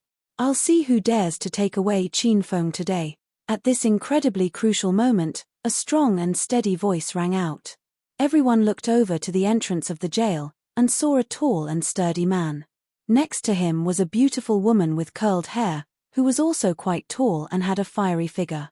They were unhurriedly walking towards the rest of them. When they came closer, the crowd saw who these 2 people were. It was one of the most powerful men in Jincheng City, Old Han, and his daughter, Han Yingying. The Hans were a family of high-ranking officials. Han Yingying's grandfather was an illustrious politician in the capital and an upright senior official who wielded much power. Her father was also quite influential and powerful, and only had a single daughter, Han Yingying. However, Han Yingying wasn't interested in politics and the government, but was fascinated by the business market. She was hailed as the beautiful business genius of Jincheng City. As such, the Han family's power was not to be looked down upon. Although they were relatively new to the business world, this was precisely why Han Yingying had come to the Acropolis City, to make an alliance with the Qin family. She also made it clear that the Han family was going to support and protect Qin Feng. "Department Head Zhao, long time no see. What have you been busy with these days?" Old Han came over to Department Head Zhao and gave him an amicable smile. However, Department Head Zhao was unable to smile back. The instant he saw Old Han, he knew the power he represented. Senior official Han held an incredible amount of power, and even department head Zhao had to reconsider whether it was worth offending the Han family over the Hao family. Even if I'm busy, I can't be as busy as Big Brother Han. Department head Zhao forced out a smile as he looked at old Han and asked, Big Brother Han, why have you come here? Department head Zhao tried to veil his words, but everyone could tell what he was trying to say. Old Han's smile became even brighter as he replied, Department head Zhao, you might have misunderstood. I'm not here to do much. It's my darling daughter who's interested in Qin Feng and knows that someone framed him. She called my old man, who threw a fit of rage and even cursed at me, then commanded me to come over. Department head Zhao, you understand now, right? Who couldn't understand what old Han had just said? No one expected that the #1 beauty of Jincheng City would have become interested in the Qin family's hedonistic young master. And now, for her little lover, Han Yingying had even brought her grandpa into this. It seemed very likely that there would be a marriage alliance between the Qin and Han family. Their family's ideal son-in-law was about to be framed, sentenced, and executed. How could senior official Han sit idle? He was determined to get involved in this matter and get Qin Feng out of this. Everyone looked completely shocked, while Qin Feng looked at the lovely and charming Han Yingying with great interest. He never thought that Han Yingying would have gone begging to her grandpa to protect him. Moreover, she had even used the excuse that she liked him to force her grandpa's hand. Qin Feng now knew that he would become inextricably tangled with Han Yingying. Fortunately, there was the quest to conquer Han Yingying. Having such a powerful and beautiful woman by his side would be quite a good thing. Department head Zhao's expression darkened as he gritted his teeth, feeling incredibly conflicted. After a while, he gave a smile as he made his decision. Old Han, I've got some things to take care of, so I'll be leaving first. When you've got time in the capital, remember to come and find me. Department head Zhao patted old Han's shoulder as he walked out of the jail. Under the pressure from the Han and Qin family, he decided to cast aside the Hao family. After department head Zhao left, the Hao family's people deflated like balloons, and didn't say anything further. Qin Huang asked Director Ma to take care of the paperwork for releasing Qin Feng from jail, then smiled as he walked over to old Han as he said, Big Brother Han, this time it was all thanks to your Han family. If you need our help with anything, please don't hold back. Old Han and Qin Huang were only normal acquaintances and didn't have much of a relationship. He had only helped Qin Feng because her daughter had repeatedly begged him and her grandfather, so he replied, Little brother Qin Huang, you should thank my daughter. This was the first time that I saw my daughter so sad over a man, to the point that she went crying to her grandpa. Qin Feng, remember to never let down Yingying. Otherwise, I'll personally arrest you and lock you up for life. Old Han was more concerned about his daughter and he suddenly glared at Qin Feng as he gave him a warning. Qin Feng felt incredibly helpless. The instant he had obtained the hedonist sovereign system, he knew that he would become involved with many women. If old Han found that he had many other women, wouldn't he come with an army to destroy him? Han Yingying looked at Qin Feng's conflicted expression, and suddenly felt a little frustrated. She hurriedly came over and angrily glared at her father as she said, Dad, I won't allow you to threaten Qin Feng. Chapter 67. Chapter 67, Starting as a Sales Representative. Ho, girl, you're throwing your dad away now that you've got someone you like? It seems that I've raised an ingrate. The quibbling between the father and daughter was quite amusing, and caused everyone from the Qin family to relax. The sight of the other side smiling and laughing made the Hao family's people feel like vomiting up blood. After helping up Hao Longtian and Hao Nan, they awkwardly left. Director Ma quickly completed the paperwork allowing for Qin Feng's release. Since this matter has been resolved, Yingying and I will be leaving now. Qin Feng suffered quite a bit through this ordeal, so you should go home and rest up for a few days. If there's anything you need, just come find me. Seeing that everything was fine now, old Han prepared to take his daughter back to Jincheng City with him. However, Han Yingying looked quite unwilling, and she suddenly ran over to Qin Feng, hugged his arm and said, Dad, you can go back by yourself. I haven't finished organizing our business alliance, so I need to stay in Acropolis City for a little longer. Old Han joking replied, As I see it, You just don't want to leave Qin Feng. Stop making excuses. Old Han then looked at Qin Huang gravely as he said in a serious matter, "Little brother Qin Huang, I'll have to trouble you to look after Ying Ying. Please don't let anything happen to her." "Don't worry, big brother Han, our Qin residence has plenty of rooms. Ying Ying can come stay with us, and I'll help her with the business matters. From now on, Ying Ying will also be my daughter." With these words from Qin Huang, old Han was finally able to relax. He only had this one darling daughter, so he especially treasured her. After saying goodbye to the Qin family's people, old Han returned to Jincheng City. Qin Huang brought Qin Feng and Han Yingying to his Mercedes-Benz, where Uncle Fu was waiting. The four of them then drove towards the Qin residence. After returning to the Qin residence, Uncle Fu went to arrange matters for the battle with the Hao family. Qin Huang organized for Han Yingying to stay at a villa close by. That 3-story villa had previously been empty, but now it was her personal villa. Standing on the terrace on the top floor, Han Yingying's cute and charming expression disappeared, as a look of amusement appeared on her face. She had found that Qin Feng was completely different to the information she had collected, but she hadn't truly fallen for him. Before, she had put on an act to mislead everyone else, making them believe that she truly liked Qin Feng. She had even involved her father and grandfather to protect Qin Feng. Han Yingying had executed her plan perfectly.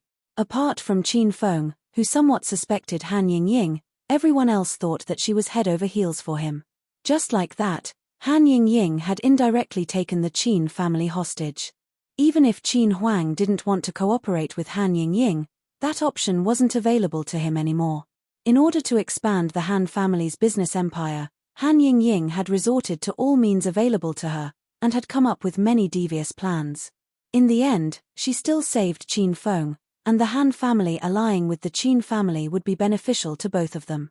"Fenger, now that everything's settled down, tell me, why did you act so rashly?" Qin Huang and Qin Feng were sitting in the main villa's living room on the 3rd floor. Although Qin Feng was hedonistic and unbridled, Qin Huang knew that he wasn't an impulsive person and that he could act rationally. Qin Huang was quite surprised that he would kill Hao Yun in public. That night, Hao Yun called me over to the Amethyst Dragon Palace and schemed with the other 2 princes to entrap me. I was forced to fight with Uncle Feng, but luckily, I had learned powerful external techniques from my master. Otherwise, I would have been killed by Uncle Feng. In my anger, I killed Uncle Feng and Hao Yun. Qin Feng went over the events from that night. Some of the details were true, while others were not.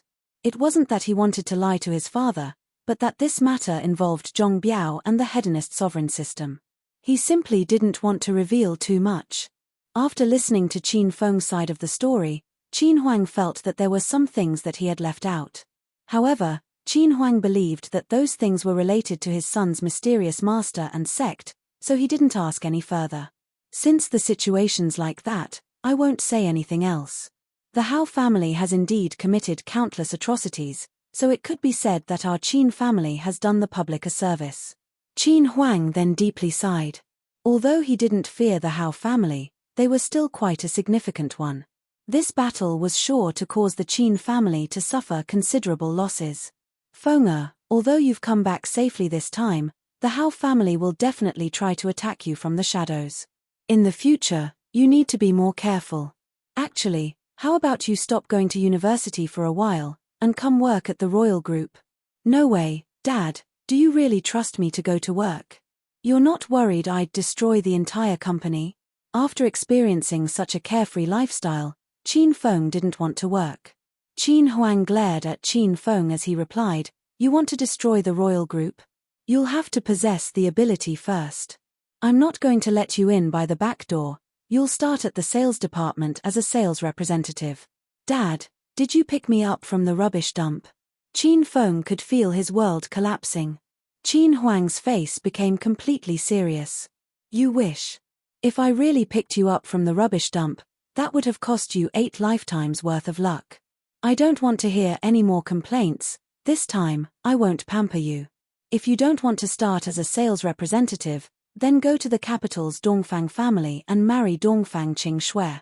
With the Dongfang family taking care of you, You can play as much as you want, and I won't have to worry about you anymore. Dongfang Qingxue was the Dongfang family's pride and joy, and her beauty was famous throughout the capital. The marriage that Qin Huang spoke of was with the Dongfang family's eldest granddaughter, Dongfang Qingxue.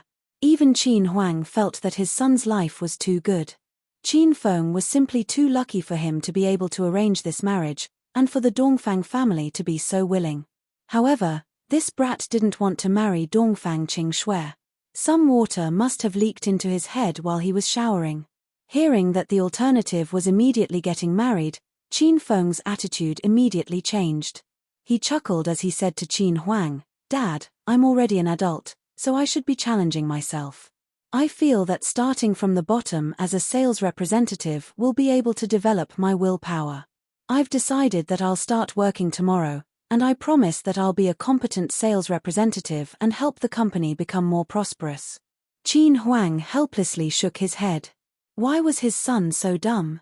Qin Feng inwardly let out a sigh of relief when he realized that his dad wasn't going to bring up marriage anymore. Asking a hedonistic young master like him to get married was almost equivalent to killing him. However, Qin Feng felt a bit confused. Since they had arranged this marriage, why hadn't the Dongfang family come to help when the Qin family was in trouble? "Dad, I think we should get rid of this marriage arrangement. I was nearly executed, but they didn't even help." Qin Feng suddenly brought up a good reason for rejecting this marriage arrangement. Qin Huang's expression darkened as he glared at Qin Feng and replied, "You stinking brat, you're underestimating the Dongfang family. Your matter was so small that I was too embarrassed to ask them for help. Once the Dongfang family acts, everything under the sky falls into chaos." Qin Feng felt quite impressed at his father's seriousness. His dad had found him an incredible supporter.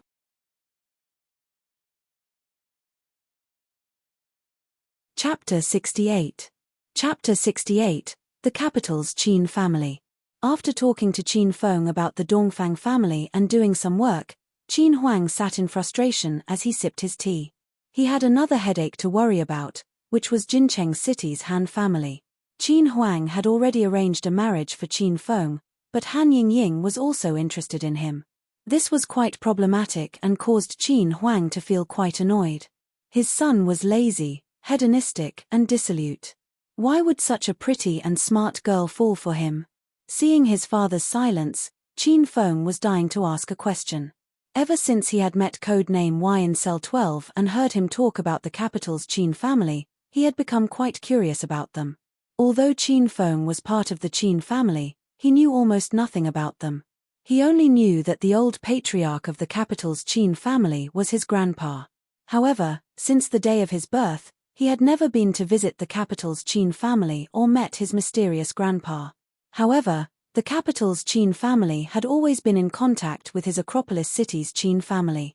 When they had previously met disaster, the capital's Qin family would always help. Only by relying on the capital's Qin family's power did Qin Huang finally establish a foothold in Acropolis city, where no one would dare to offend him. "Dad, can you tell me about the capital's Qin family?" Qin Feng couldn't help but ask. He suddenly saw a variety of expressions flicker across his father's face: anger, disappointment, pride. These mixed together into a complicated expression, which gradually settled down. After letting out a long breath, Qin Huang suddenly looked over at Qin Feng as he started to talk about the capital's Qin family in a distant voice. "Feng, there were 3 brothers in your grandpa's generation. They all practiced martial arts, and used their fists and feet to establish their own territory within the capital. They became stronger and stronger, and your first granduncle and second granduncle were scouted by the government.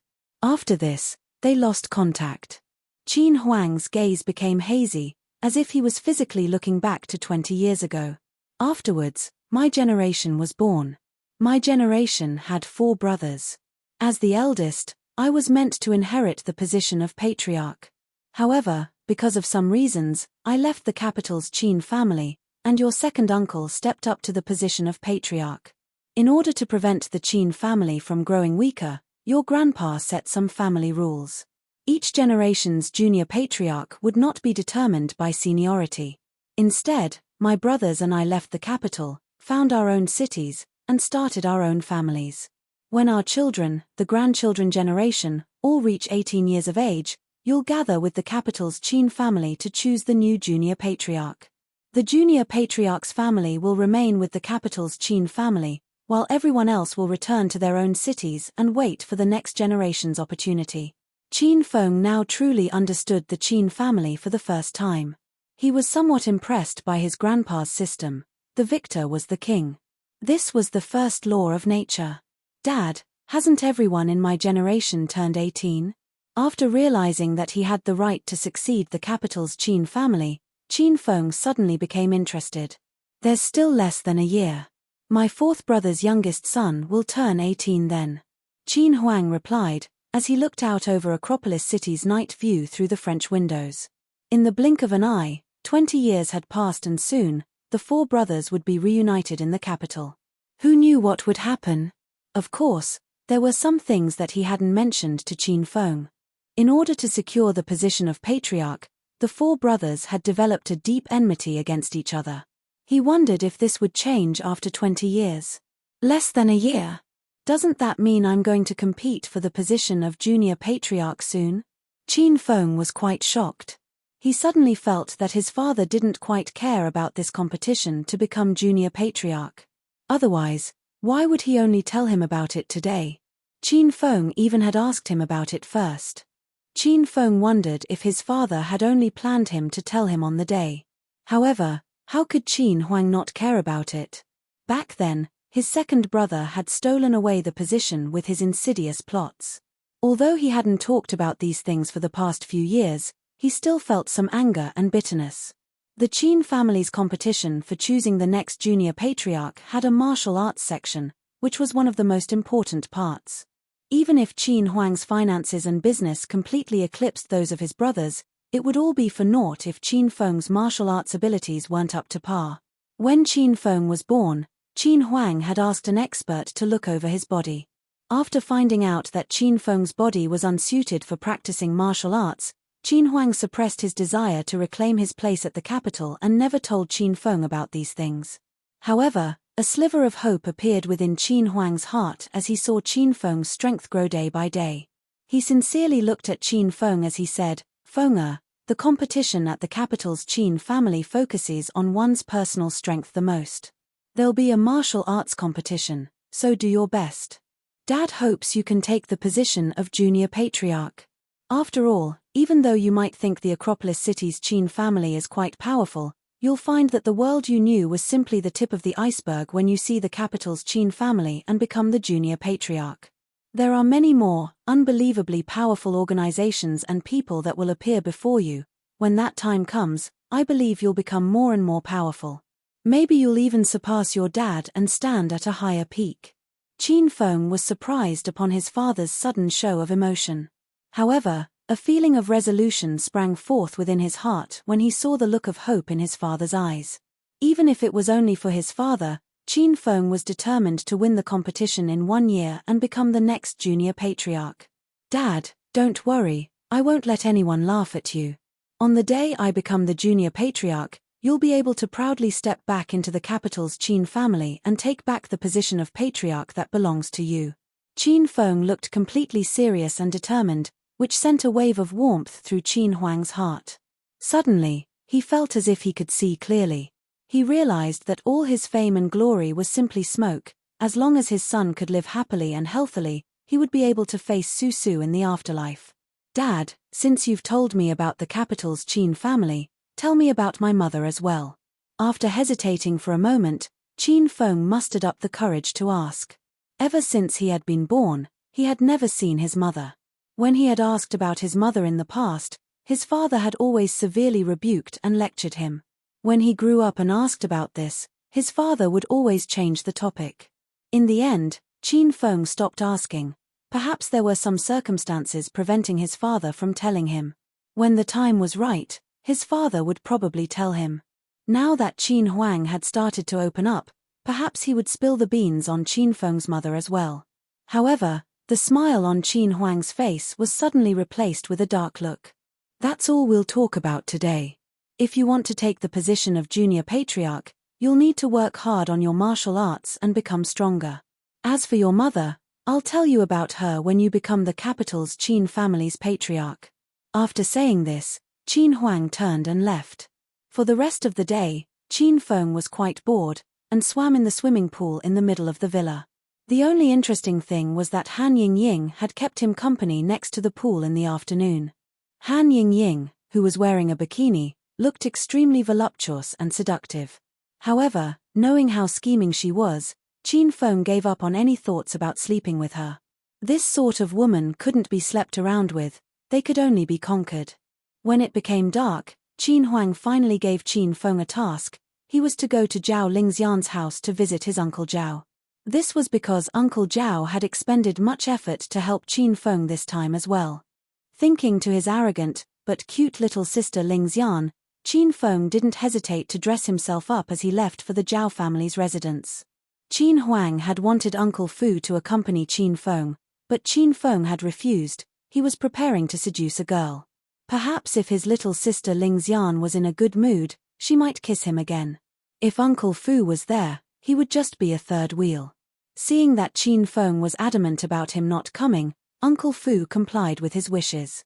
There was no one in the Hao family who could deal with his power, unless they asked an expert for help. However, the hidden battle between the Qin family and the Hao family was becoming quite intense, and the Hao family's elder wouldn't be able to seek out an expert for a while. Qin Feng rode on his low-profile yet noble 28 bicycle, and by the time he reached the Zhao family's residence, it was already 8 p.m. Of course, he had chosen this time to arrive. That way, he would have an excuse to eat with the Zhao family and get closer to his little sister Lingxian. Although he didn't have a quest regarding Zhao Lingxian anymore, after that passionate kiss in her bedroom, Qin Feng desperately wanted to kiss her again. After pressing on the doorbell, the door was opened and Zhao Lingxian stood before him. She was wearing a loose, grey, short-sleeved jacket with a cyan strap top inside. Her beautiful white shoulders, adorned with 2 cyan straps, were a feast for Qin Feng's eyes. As well as this, she was wearing a sky-blue short skirt, and most of her alluring legs were visible. Just a single glance could inspire countless fantasies. Zhao Lingxian's expression was extremely cold and she seemed to be in a poor mood. However, when she saw Qin Feng, her eyes briefly shone, but quickly returned to their original expression as she asked, "What are you doing here?" "Of course, it's to come play and with little sister Lingxian," Qin Feng replied as he smiled.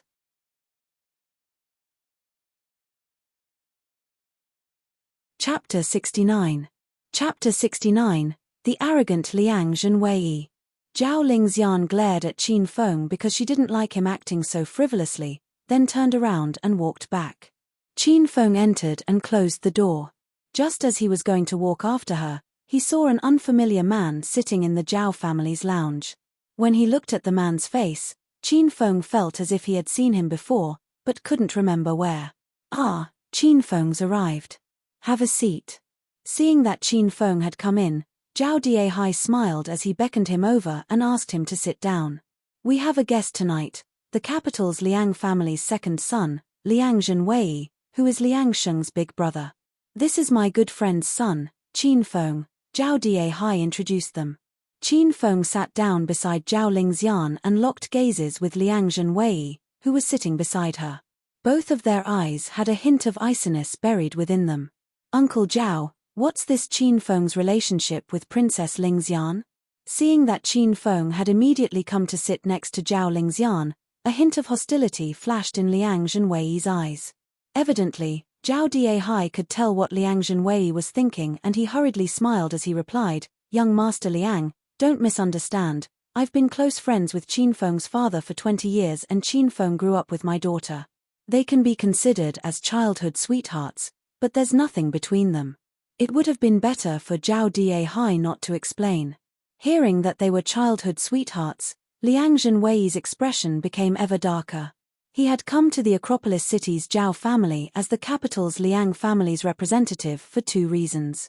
The first was because of his little brother, Liang Sheng. He had come to discuss his marriage with Zhao Lingxian a week ago, but had lost contact and seemingly disappeared. Liang Zhenwei had come to see what had happened to him.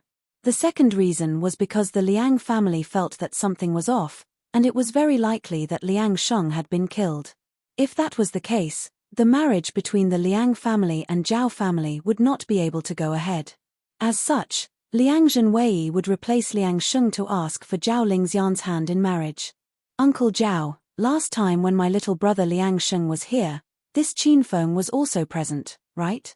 Liang Zhenwei had already been in Acropolis City for 2 days, and through his investigations, he had found that apart from Liang Sheng, the Qin family's father and son had also visited the Zhao family that day. Now, seeing how intimate Qin Feng was with Zhao Lingxian, a cold light flashed in Liang Zhenwei's eyes. It was very likely that his little brother, Liang Sheng, had been killed by Qin Feng. That day, Qin Feng and his father also came to visit. What a coincidence, haha. Liang Zhenwei still hadn't said why he had come. However, Zhao Diehai was a smart man and spoke vaguely, leaving out the important details. So it was like that, Liang Zhenwei said to himself. After sinking into silence for a few moments, he suddenly looked at Zhao Lingxian with a passionate gaze and said, "Princess Lingxian, my purpose in coming this time is to help my little brother, Liang Sheng, cancel his marriage with you and arrange a marriage between myself and you." Zhao Lingxian didn't have a good impression of Liang Zhenwei from the start. He had an arrogant and overbearing demeanor about him, and acted all high and mighty. It felt as if everyone else was nothing in front of him. What made Zhao Lingxian even angrier was that the Liang family thought of her as some sort of object. She had been engaged to the little brother, and now the big brother had come to cancel that marriage, then asked to marry her himself. What sort of joke was this? She was already furious, but her father hadn't said anything about it. In order to give her father face, she could only quietly endure. At this moment, a cold and calm voice rang out next to her. The Liang family's second young master, was it? I have a question. Is your whole Liang family so lacking in morals? And are all of your marriages so complicated and idiotic? Actually, I'll just be direct. Do your father and his brothers all share the same wife? These words caused the atmosphere in the room to become freezing cold. The 3 other people looked at Qin Feng strangely. Zhao Diehai looked confused, Zhao Lingxian looked shocked, and the look of hostility on Liang Zhenwei's face became evident. Zhao Lingxian never thought that Qin Feng would have stood up for her with these words. A sweet and warm feeling flowed through her heart. Qin Feng, was it? I've investigated you before. You're from the Acropolis City's Qin family, and with your father being the richest man in Acropolis City, you do nothing except laze about and play with women. You think you're so great. Let me tell you, your crappy Qin family is nothing compared to the Liang family in the capital. You'd better not offend me, otherwise your elder will cause the Acropolis City's Qin family to disappear overnight with a single sentence. Indeed, Liang Zhenwei was quite overbearing and arrogant, and didn't even consider giving Zhao Diehai face when he said these things to Qin Feng. He directly started to threaten Qin Feng. This was because in Liang Zhenwei's eyes, all the other families were incomparable ants, apart from the 5 big families in the capital. Even though he had come to ask for a marriage with the Zhao family, he believed that the Zhao family was far inferior to the Liang family. He believed that it should have been the Zhao family begging him for the marriage, not the other way around. He had only come to ask for a marriage because he fancied Zhao Lingxian's good looks. Otherwise, he definitely wouldn't have wanted to come to a tiny place like Acropolis City. Zhao Diehai's expression darkened. He had long since known how powerful the Liang family was. Liang Sheng knew how to hold himself back in front of his elders, but this Liang Zhenwei was simply too arrogant. Liang Zhenwei, Qin Feng is my good friend's son and I weighed him grow up. In my heart, he's almost an adoptive son. The words you've said were simply too rude. Since it's getting late, Lingxian, please see Liang Zhenwei out. Zhao Diehai had been quite supportive of the marriage with the Liang family, but now he thought otherwise. He directly asked Zhao Lingxian to kick Liang Zhenwei out. Sir Liang, if you please. Zhao Lingxian was also tired of seeing Liang Zhenwei. When he had threatened Qin Feng, she had also wanted to chase him away. Now that her father had given the order to see him out, Zhao Lingxian immediately stood up and coldly glared at Liang Zhenwei. Haha, Zhao Diehai, Have you thought clearly about this? Today, when your elder steps out of your house, there won't be any opportunities for regret. Liang Zhenwei slammed his palm on the table as his face twisted in anger. Who would believe that there was nothing between Qin Feng and Zhao Lingxian? Liang Zhenwei simply didn't believe it. Otherwise, why would Zhao Diehai react like this towards him because of Qin Feng? Hurry up and leave, and don't return here. Hearing that Liang Zhenwei had called his name directly, Zhao Diehai was furious, and stomped upstairs.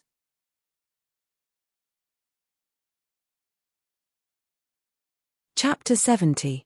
Chapter 70, Stage 4 Inner Qi. There were only 3 of them remaining downstairs. A mocking smile appeared on Liang Zhenwei's face as he suddenly looked to Qin Feng and asked, "Qin Feng, are you really fine with Lingxian seeing me out? Aren't you afraid I'll do something to her? You know what? How about you see me off?"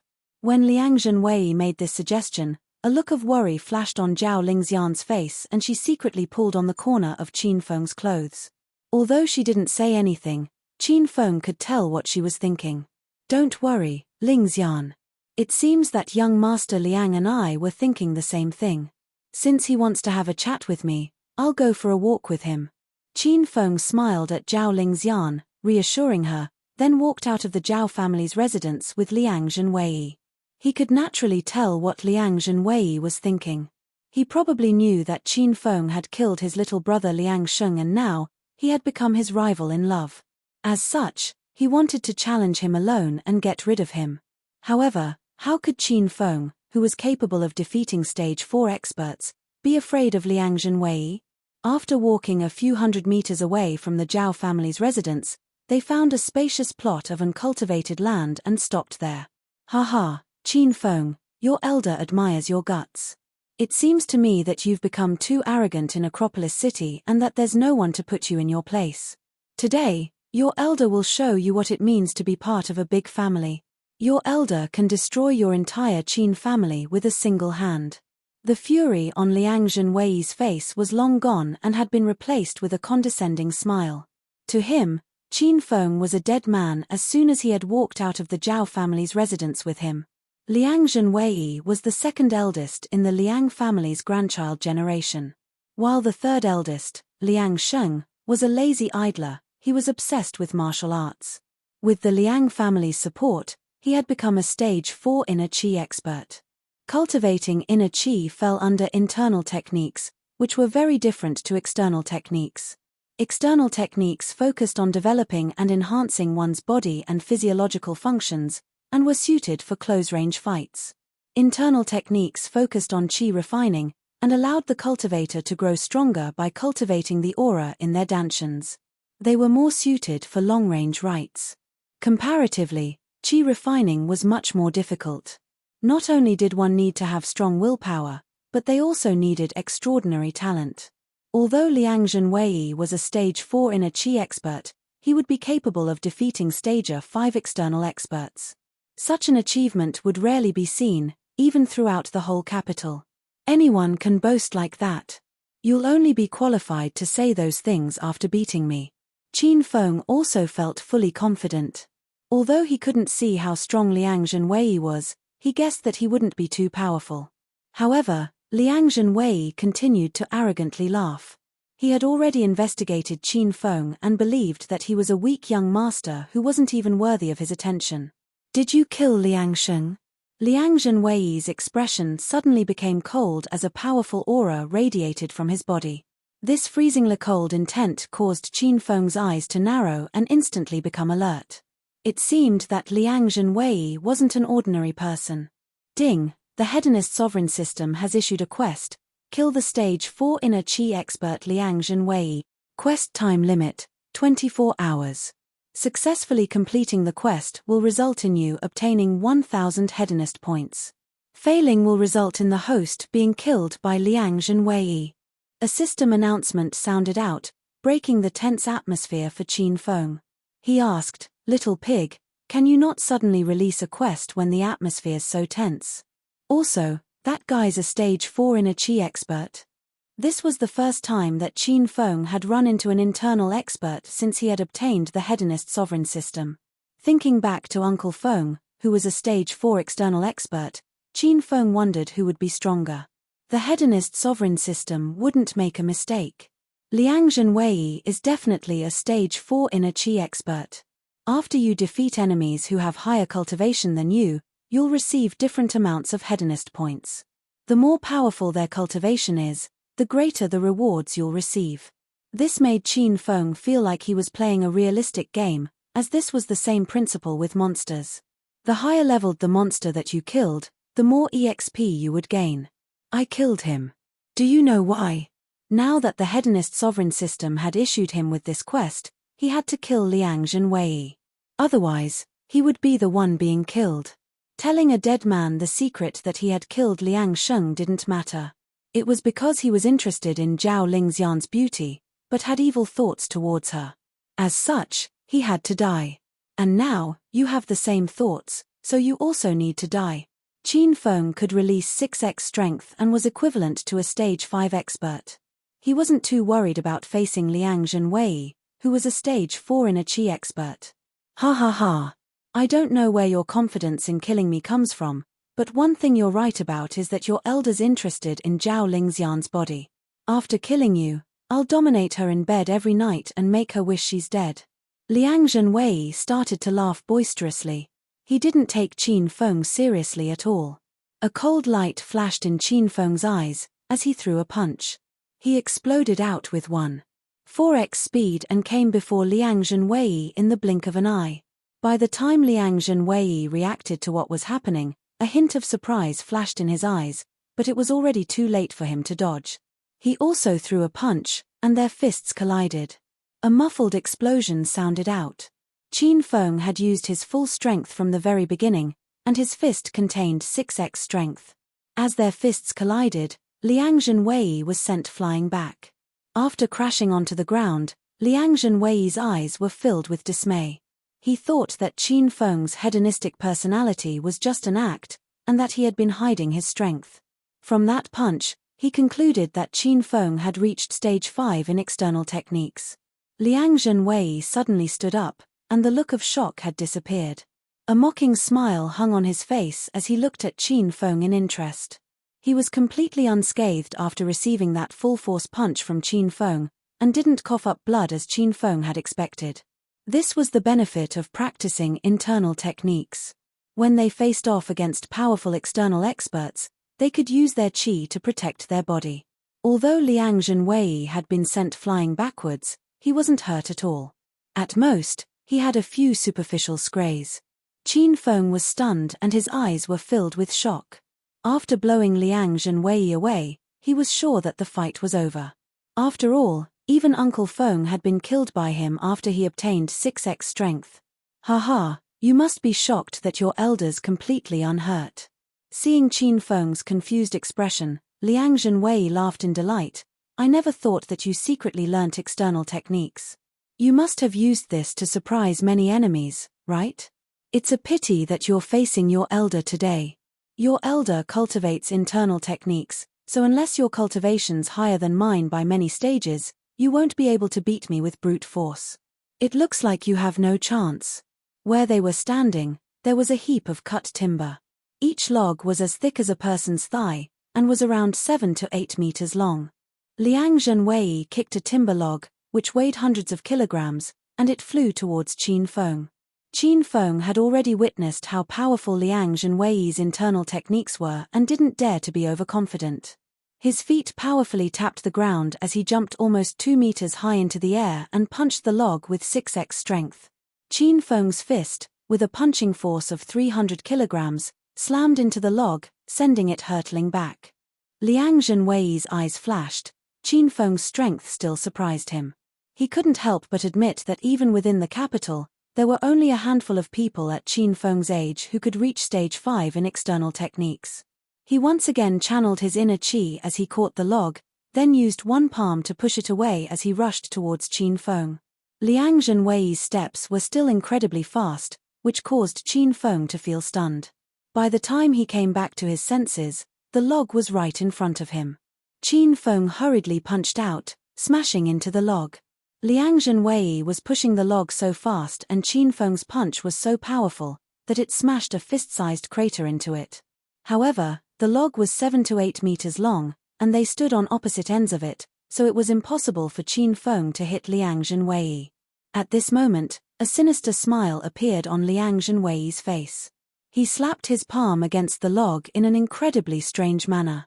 His palm looked slow and weak, as if it did not contain any strength. In fact, it looked like a woman lightly patting a man's chest when she flirted with him. There was not even a sound as the palm landed on the log. Just as Qin Feng was wondering what was going on, he felt a massive wave of energy pass through the log. His eyes flashed as he quickly unequipped the flying dragon armor. He pushed off the ground and leapt to the side as quickly as possible. The wave of energy landed on a small tree behind where Qin Feng had been standing, and blew apart the bark on the tree. Qin Feng was incredibly astonished. Only now did he realize how powerful internal experts were, and he truly understood what it meant to hit a cow through a mountain. Liang Zhenwei had tried to use this incredibly sinister palm to take Qin Feng's life. However, he never expected that Qin Feng could release such incredible speed, and his expression once again darkened. He hadn't taken Qin Feng seriously the entire time and truly believed that he could crush him with a single hand. However, he realized that unless he used his ultimate move, he wouldn't be able to kill Qin Feng. This made the arrogant Liang Zhenwei feel humiliated. This time, he would use his full strength to annihilate Qin Feng.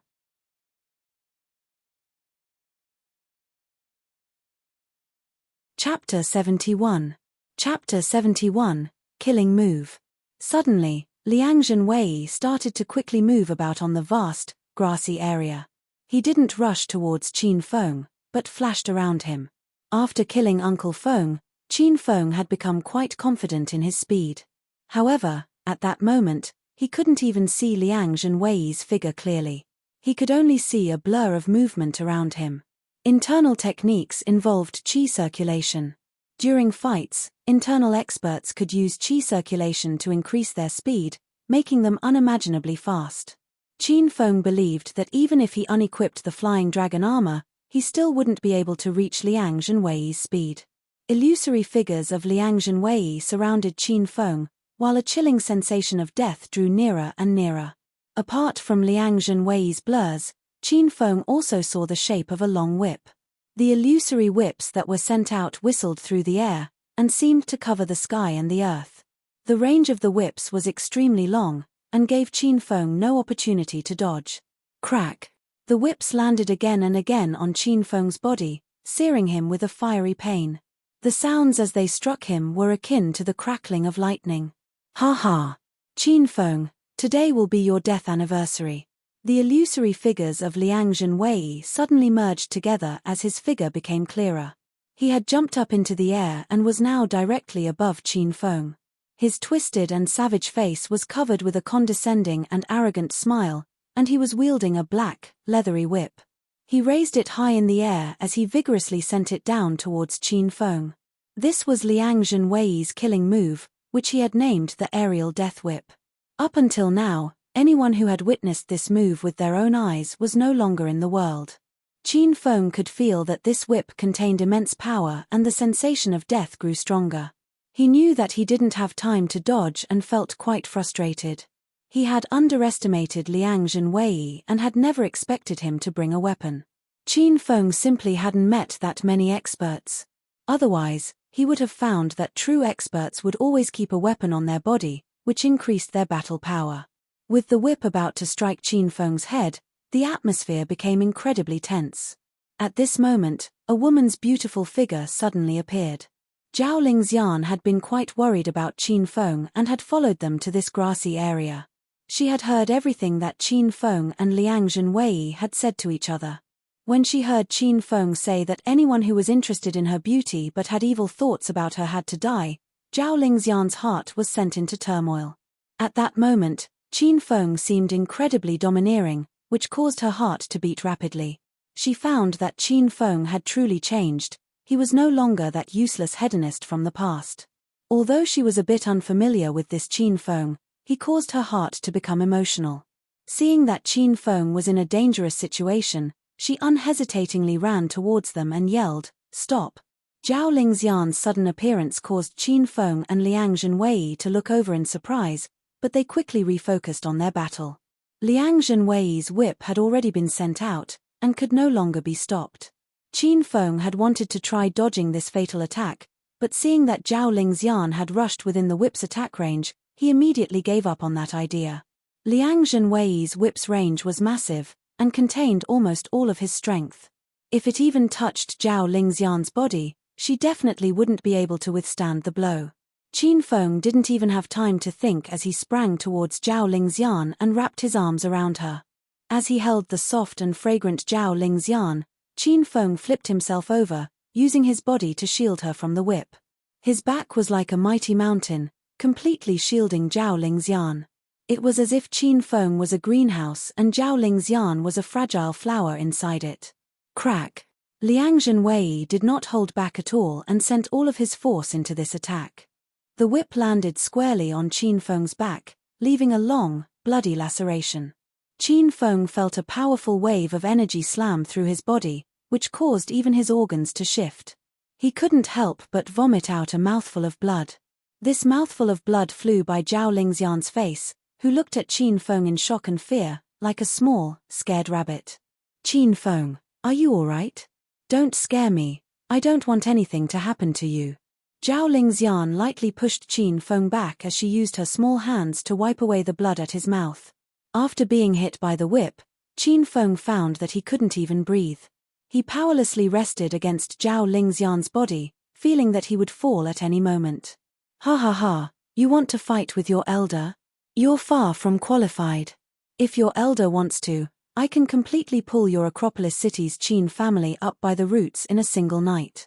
Seeing that Qin Feng had suffered a heavy injury, Liang Zhenwei started to laugh loudly. The current Qin Feng posed no threat to him, and although he saw Qin Feng and Zhao Lingxian hugging together, he didn't appear angry. This was because Qin Feng was about to become a corpse. Why was there any need to be angry about a corpse hugging Zhao Lingxian? Ding, the Hedonist sovereign system has issued a quest. Passionately kiss Zhao Lingxian for 10 seconds. Quest time limit, 1 minute. Successfully completing the quest will result in you receiving 200 Hedonist points. Failing will result in the host's life being in danger. A system announcement rang out in Qin Feng's mind. At this incredibly crucial moment, the little pig, who was usually incredibly lazy, was finally of help. "Master, according to the system's estimates, with your current cultivation of Stage 2 in external techniques, you won't be able to defeat Liang Zhenwei, even with the intermediate Thunder Tiger Fists and Flying Dragon Armor. I recommend Master to complete Zhao Lingxian's quest and use the 200 Hedonist point reward, along with your current Hedonist points, to buy the elementary sword skills. You'll be able to turn the tables and hang Liang Zhenwei up by his whip." The little pig's words made Qin Feng delirious with joy. He hurriedly opened the Hedonist sovereign system and found that he currently had 900 Hedonist points.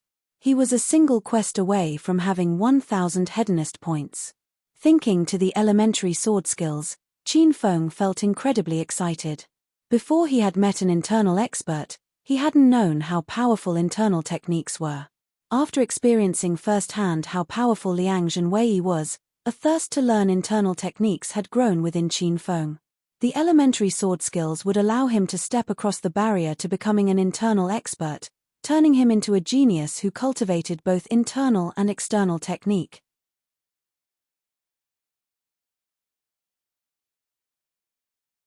Chapter 72. Chapter 72, The Kiss That Lasted for an Eternity. Because the situation was so desperate, Qin Feng didn't even think, as he used his remaining strength to hold Zhao Lingxian's face and kissed her. Zhao Lingxian's body immediately froze.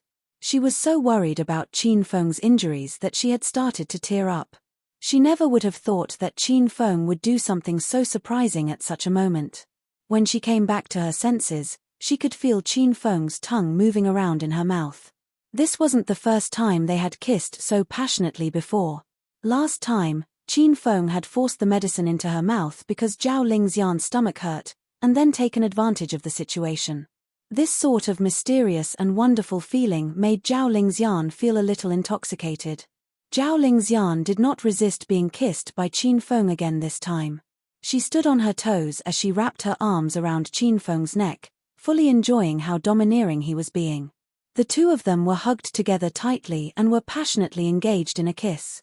It was as if time had stopped, and Liang Zhenwei had become like air. Zhao Lingxian could detect a faint metallic taste of blood in Qin Feng's mouth, which stained her mouth as well. However, she did not stop kissing him. Instead, the taste of the blood made her feel more excited and passionate. She returned Qin Feng's passionate kiss as she moved her body, rubbing herself against him. Ding! Congratulations host Qin Feng for passionately kissing Zhao Lingxian for 10 seconds. You have received 200 hedonist points. Qin Feng was completely intoxicated by this kiss and even forgot that he had kissed Zhao Lingxian to complete a quest.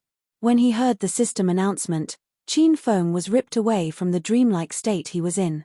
However, upon seeing how passionately Zhao Lingxian was returning the kiss, he continued to kiss her as he opened the system. He quickly found the elementary sword skills and opened its description. Elementary sword skills. Skill rank, yellow rank midgrade, rank divisions, sovereign, heaven, earth, black, yellow.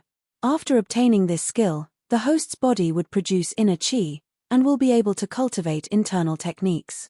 Combined with sword-type weapons, the host will have proficiency in elementary sword skills, greatly increasing their power.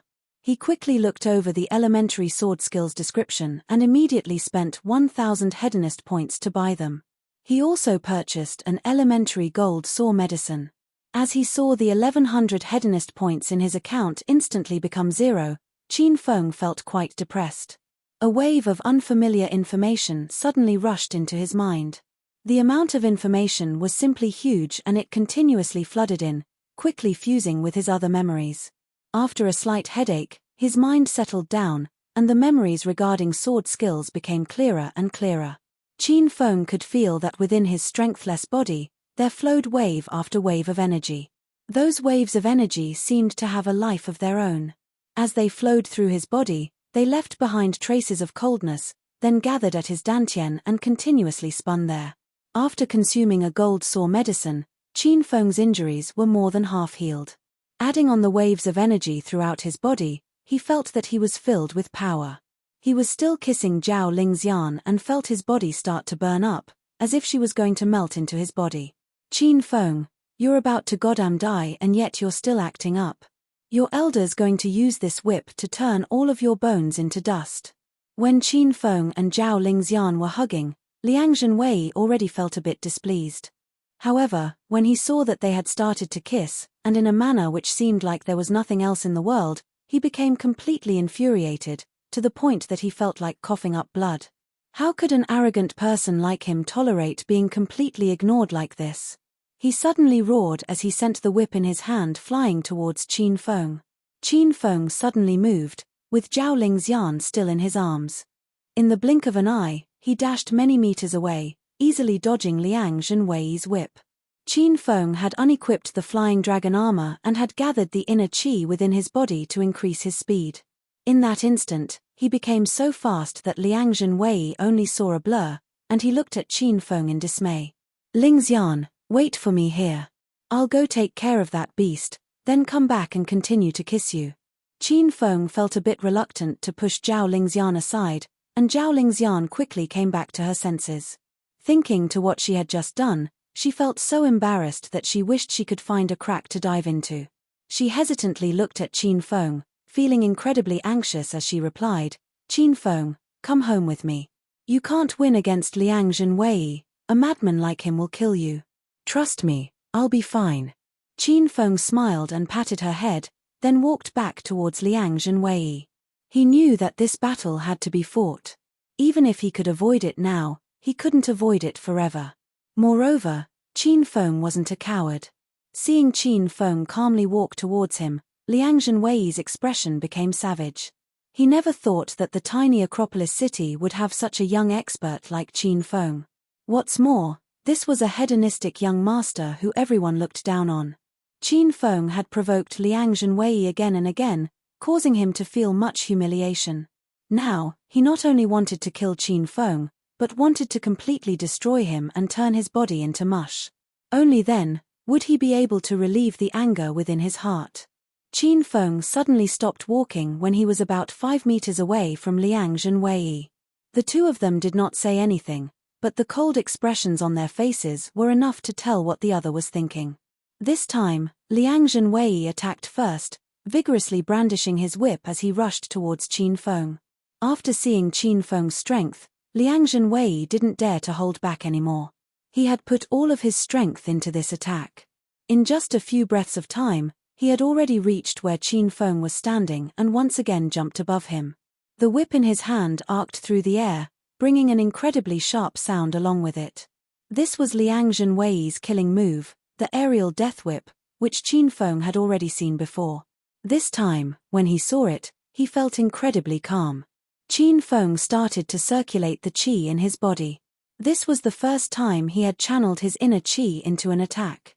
He could feel the waves of energy in his body becoming berserk, filling his body with strength. He unequipped the flying dragon armor, which instantly increased his speed. Surprisingly, he rushed towards the illusory whips that seemed to cover the heavens and the earth. This caused Liang Zhenwei to feel dumbfounded. However, an evil smile soon appeared on his face. There was a very big difference between internal techniques and external techniques.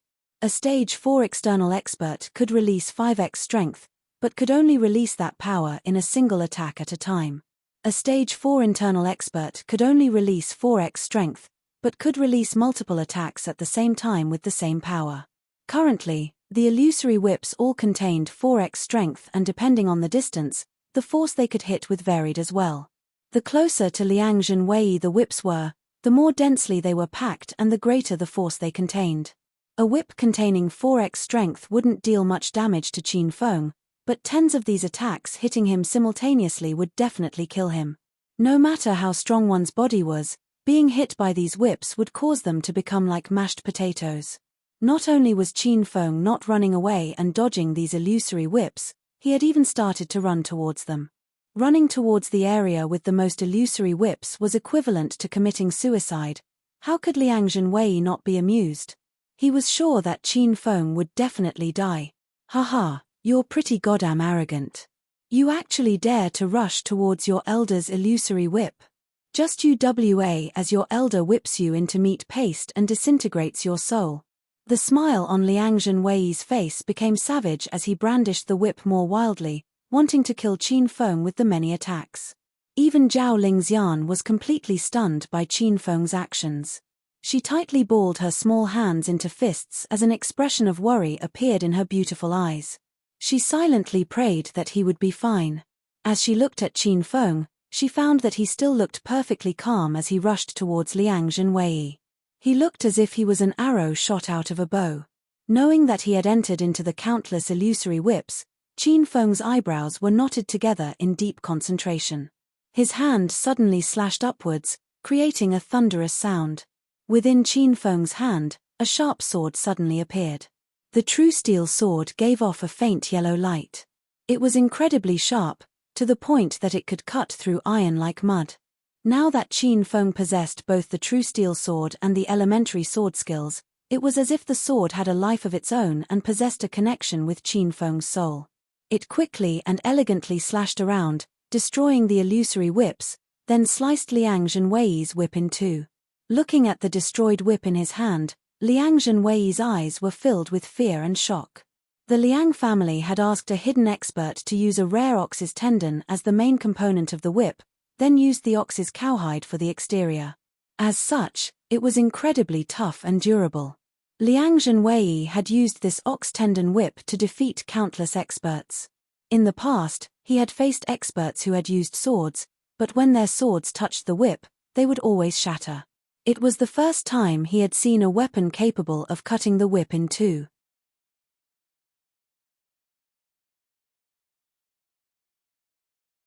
Chapter 73. Chapter 73, Qin Feng's actually a good person. Liang Zhenwei was too shocked to even wonder where Qin Feng's sword had come from. His eyes were now fixed on the true steel sword in Qin Feng's hands, which was faintly glowing with a yellow light. He knew that this was definitely a precious sword, and could even be a magical treasure from one of those hidden sects. Those magical treasures all contained spirit, and could greatly increase one's strength when fighting. Liang Zhenwei wished he could rip that sword out of Qin Feng's hands. However, he forgot that he had lost, and was about to die. After cutting through the whip, Qin Feng did not hesitate as he slashed out again. A yellow blur flashed through the air, and in the next second, Liang Zhenwei felt something cool sensation on his neck. His entire body violently trembled as he fell to the ground in a pool of blood. Ding! Congratulations host Qin Feng for finishing the quest to kill Liang Zhenwei. You have received 1000 Hedonist points. Ding! The Hedonist sovereign system has issued a quest, breakthrough to stage 2 in a Qi. Quest time limit, 1 month. Successfully completing the quest will result in you receiving 500 Hedonist points. Failing will result in the host losing his elementary sword skills. As soon as Liang Zhenwei died, a system announcement rang out. Seeing that he was once again at 1000 Hedonist points, Qin Feng smiled in satisfaction. Zhao Lingxian was completely dumbfounded. This incredibly intense battle had surpassed anything she had seen before. Liang Zhenwei's illusory whips, which covered the heavens and the earth, and true steel sword, which glowed with a faint yellow light. All of this completely overwhelmed her senses. In fact, she even wondered if she was dreaming. Otherwise, how could these CGI-esque things appear in real life? Lingxian, are you all right? Qin Feng came over to Zhao Lingxian, and saw that she was indeed quite frightened. He pulled her trembling body into his embrace. Feeling the warmth of Qin Feng's body and smelling his masculine scent, Zhao Lingxian gradually calmed down. She confirmed that this was not a dream and that all of it had really happened. She hurriedly pushed Qin Feng away as she said with worry in her voice, "Qin Feng, you killed a person." This wasn't the first time Qin Feng had killed someone before, and he had long since become used to this. After obtaining the system, he now truly understood what it meant by the weak are prey to the strong. Did I kill a person? I thought I just killed a pest. Lingxian, you're overreacting. Qin Feng gently patted Zhao Lingxian's back, trying to calm her down. Thinking to how arrogant Liang Zhenwei had been in her home, how disrespectful he had been to her father, and that he had immoral thoughts towards her, Zhao Lingxian found that she didn't care much that he had died. Her large eyes looked at Qin Feng gently as she asked, "Qin Feng, why did you kill him?" Although Zhao Lingxian had overheard what Qin Feng had said earlier, she wanted him to say it to her. "Because I felt like it and he was pretty annoying. You should know that I'm just an overbearing, hedonistic young master who just relies on my dad's power. I often see people I don't like, so I annihilate their entire families." After finishing the fight, Qin Feng had returned to his flippant self. This was because Qin Feng felt like it wouldn't be appropriate to reveal his true intentions to Zhao Lingxian at the moment. Zhao Lingxian felt a little disappointed by Qin Feng acting dumb in front of her. However, she remembered Qin Feng's injuries and stepped behind him. When she saw the bloody laceration from the whip, Zhao Lingxian started to tear up. "Qin Feng, come home with me, I'll put on medicine for you," Zhao Lingxian said as she choked back tears. Qin Feng wasn't in a hurry. Although it looked quite serious, it was just a flesh wound. His first priority was disposing of Liang Zhenwei's body. He had now finished off 2 members of the Liang family. As he thought to the quest to destroy the entire Liang family in the capital and the 20,000 Hedonist point reward, Qin Feng felt quite excited. The Qin family was currently engaged in a fierce battle with the Hao family, so Qin Feng hadn't bothered Uncle Fu recently. After Zhong Biao had gone into hiding, he realized that he was lacking in subordinates to take care of some things for him. As such, he took out his phone and called his dad. "Feng'er, have you gone to visit Uncle Zhao?" Qin Huang's voice sounded out at the other end of the line. "I'm currently at Uncle Zhao's home. Uncle Zhao says he's been keeping you in his mind, and has invited you over to have wine sometime." Qin Feng appeased his father with these words, then got straight to the point. "Dad, can you help me arrange the release of 3 people from Cell 12 in the North District Sub-Bureau? When I was locked up, they helped me quite a bit, and I promised that I would release them when I got out." Qin Feng made up an excuse, which Qin Huang accepted. After hanging up, Qin Feng dragged Liang Zhenwei's corpse over to a bush. It was already late at night and it wouldn't be found very soon. Qin Feng, how are you going to dispose of him? Seeing that Qin Feng had thrown Liang Zhenwei's corpse into a bush, Zhao Lingxian felt that it was quite inappropriate. Qin Feng smiled and replied, "Don't worry, my subordinates will be coming soon, I'll let them take care of it. Didn't you say you were going to help me put on medicine? Let's go to your room."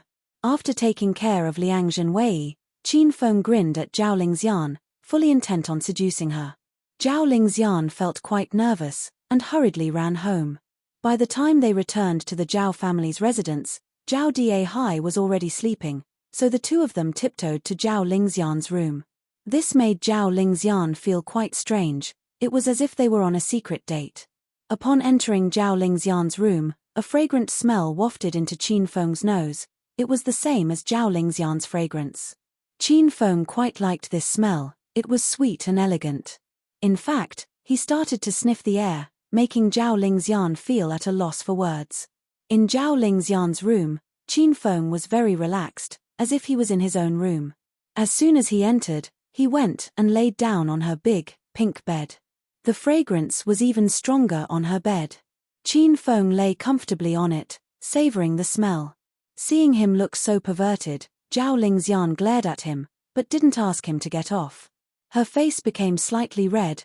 No man had ever lain down on her bed before. In fact, no man had ever sat on her bed before. Zhao Lingxian had already taken out the medicine box and was carefully putting antiseptic on a cotton ball. After getting Qin Feng to lie down properly, she gently dabbed at the most serious injury on his back. Qin Feng's white shirt had already been torn into shreds and was dyed red with blood, which made it difficult for Zhao Lingxian to clean his wounds. Her face became slightly redder as she hesitated, and asked in an incredibly small voice, "Qin Feng, can you take your clothes off? It's difficult to clean your wounds like this." An evil smile immediately appeared on Qin Feng's face. He acted incredibly tired as he replied, "Little sister Lingxian, I'm so tired that I can't even move, just let me lie still for a while. If you want to take it off, you can take it off for me." Zhao Lingxian's face became bright red from embarrassment. After pausing for a few moments, she gritted her teeth, and slowly helped Qin Feng take off his shirt. In some places, his clothes had already become stuck to his skin.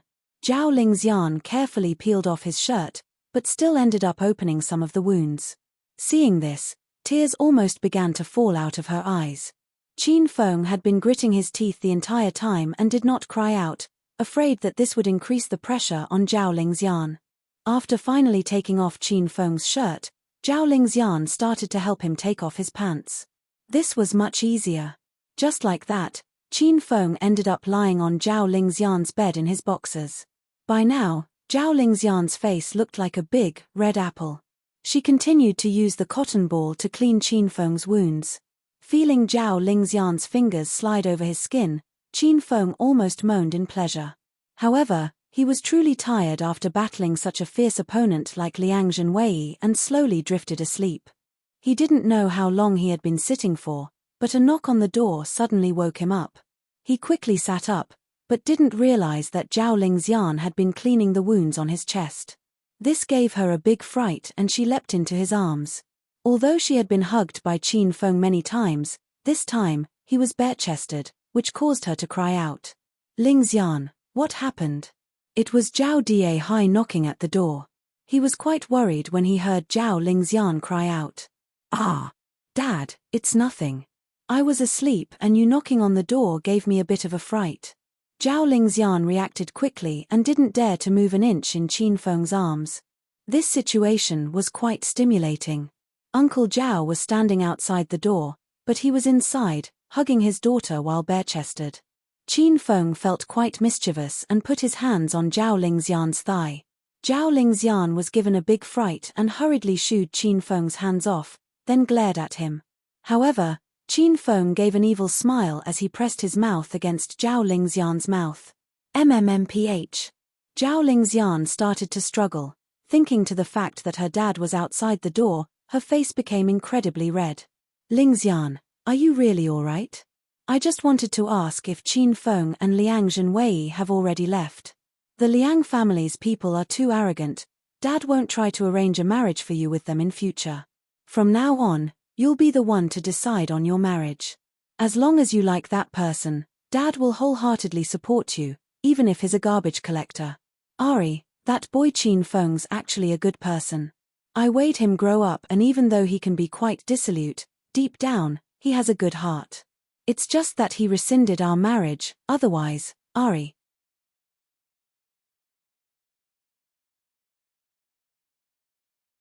Chapter 74. Chapter 74, Don't come to find me in future. Zhao Lingxian's struggling suddenly stopped, and she stared at Qin Feng. Why didn't she think of what her father had just said? Qin Feng, this beast, had publicly rescinded their marriage. Qin Feng already felt quite awkward about this. After hearing Zhao Dihai speak, the aura around Zhao Lingxian suddenly became freezing, so Qin Feng stopped kissing her and let go. A lost look appeared in Zhao Lingxian's eyes as she walked over to the sofa and sat down, saying, "Dad, Qin Feng and Liang Zhenwei both left. I don't like the brothers in the Liang family, but I'll try to find someone I like soon, so that Dad doesn't need to worry about my marriage anymore." As she said this, Zhao Lingxian looked at Qin Feng, as if she was trying to provoke him. After Zhao Dihai heard Qin Feng and Liang Zhenwei had both left, he did not disturb his daughter anymore and returned to his room. "I've cleaned the wounds on your body. You can leave now," Zhao Lingxian said as she suddenly returned to her cold self and did not even look at him. This woman's attitude changed faster than the weather. Qin Feng became serious. "Lingxian, you should know what's going on between the Qin family and Hao family. Because of that, I won't be going to university tomorrow. Instead, I'll be going to work." Zhao Lingxian's body slightly trembled as her eyes became slightly hazy, and she resisted the urge to allow her tears to flow as she replied, "You can leave now. In future, you'll have nothing to do with me." After the madness that she had experienced that night, Zhao Lingxian had allowed herself to be kissed by Qin Feng, and had helped him clean his body. When the craziness disappeared, she once again regained her rationality. She knew that it was impossible for her to be with Qin Feng. Although Qin Feng had changed, he was still quite loose and dissolute. Zhao Lingxian was unable to accept her man being with other women. Her emotions suddenly plummeted, and after looking at Qin Feng one last time, she coldly said, "Don't come to find me in future." After leaving the Zhao family's residence, Qin Feng came back to the grassy plains. By now, the 3 tattooed men from the jail were waiting for him. When they saw Qin Feng, they all respectfully came over. "Young Master Qin, thank you for being magnanimous and not holding our wrongs against us. Us 3 brothers are extremely grateful for you getting us out. We'll work like a horse and toil like an ox for you from now on." The 3 brothers were completely grateful to Qin Feng. It was only when they were released did they find out Qin Feng's identity. After finding out that Qin Feng was the Acropolis city's famous #1 hedonistic young master Qin, the 3 of them were dumbfounded. If they had known this while they were in the cell, even if they were threatened with death, they wouldn't have tried to educate Qin Feng. And they had even ordered Qin Feng to give them massages and pleasure them. They were simply courting death. Qin Feng looked at the 3 of them, and after confirming that there was no one around, he dragged Liang Zhenwei's body out. "This person wanted to kill me, so I killed him first. I want you to dispose of his body. Also, if you want to follow me, then follow my orders well, and I'll take good care of you. All of you know how powerful my Qin family is. If any of you dare to betray me, killing you will take only a matter of minutes." Without Qin Feng's warning, these 3 men had already decided to follow Qin Feng faithfully. After all, not anyone could have this sort of opportunity. After they saw Qin Feng drag out a corpse, the 3 men did not feel afraid, but instead felt excited. This meant that Qin Feng trusted them and was giving them an opportunity. As long as they followed Qin Feng, they would be able to obtain power and riches, as well as safety and peace. The 3 men promised Qin Feng, "Young Master Qin, please rest assured. We'll definitely stealthily dispose of him." Seeing how sincere these 3 men were, Qin Feng felt quite pleased. After weighing them carry Liang Zhenwei's body onto the car they brought, Qin Feng returned to the Qin residence. "Qin Feng, hurry up and get out of bed. Do you want to be late on your first day?" Qin Feng was still sleeping in his bed when his father's voice sounded out. Qin Feng unhappily turned the other way and buried his head in his pillow as he attempted to continue to sleep. Qin Feng, don't bother going to work then. I'll give a call to the Dongfang family and ask them to send someone to bring you over so you can quickly finalize the marriage with Dongfang Qingxue. In future, I won't bother. Qin Huang brought out his ace. Before he had finished speaking, he saw Qin Feng leaping out of his bed. Good morning, Dad. Today's my first day at work. Can you ask Butler Wang to quickly cook something nice? I'll go to work as soon as I've eaten. Qin Feng immediately walked out of his bedroom and into the bathroom. Seeing his son acting like this, Qin Huang smiled as he shook his head. He went to the living room and ate breakfast with Han Yingying first. After washing up, Qin Feng also went downstairs. His eyes lit up at the sight of Han Yingying elegantly eating a steak. She wasn't wearing exposing clothing like she normally did. Instead, she was wearing a formal white shirt and black skirt. She gave off a domineering air, the sort that powerful female directors had. However, her sexy and fiery figure seemed like it would burst out of her tight clothes at any moment. She wore light makeup, and her lips were naturally red even without lipstick. Her delicate hands held the silver fork as she fed a small piece of steak into her mouth, looking incredibly dignified and noble. Half of her slim and long legs were exposed, and were crossed together, which looked quite seductive. Seeing Qin Feng walk down, Han Yingying's hand stopped as she smiled. Qin Feng, you're up. Millimeter, you're also up this early? There was a set of cutlery and a plate of steak at the seat next to Han Yingying, as well as a glass of freshly squeezed juice. Qin Feng sat down next to Han Yingying, and a wave of enticing perfume wafted towards him. It's my first day at my uncle's company, of course I need to get up early. Han Yingying's upturned eyes became two crescent moons as she smiled, looking incredibly beautiful. An expression of shock appeared on Qin Feng's face as he looked at his father, who was sitting opposite him, as he asked, Dad, what's going on? What else could be going on? Han Yingying thinks highly of your father and wants to learn management and investment from me. From today onwards, Yingying will enter the company from you. You'll start as a sales representative and Yingying will start as the chairman's assistant. Qin Feng felt devastated. He was Qin Huang's son. Why did he have to start as a sales representative, while Han Yingying could immediately become his father's assistant? However, seeing the threatening gaze Qin Huang was shooting him, Qin Feng didn't dare to say anything. He could only remain silent and accept his fate of starting as a lowly sales representative at the company.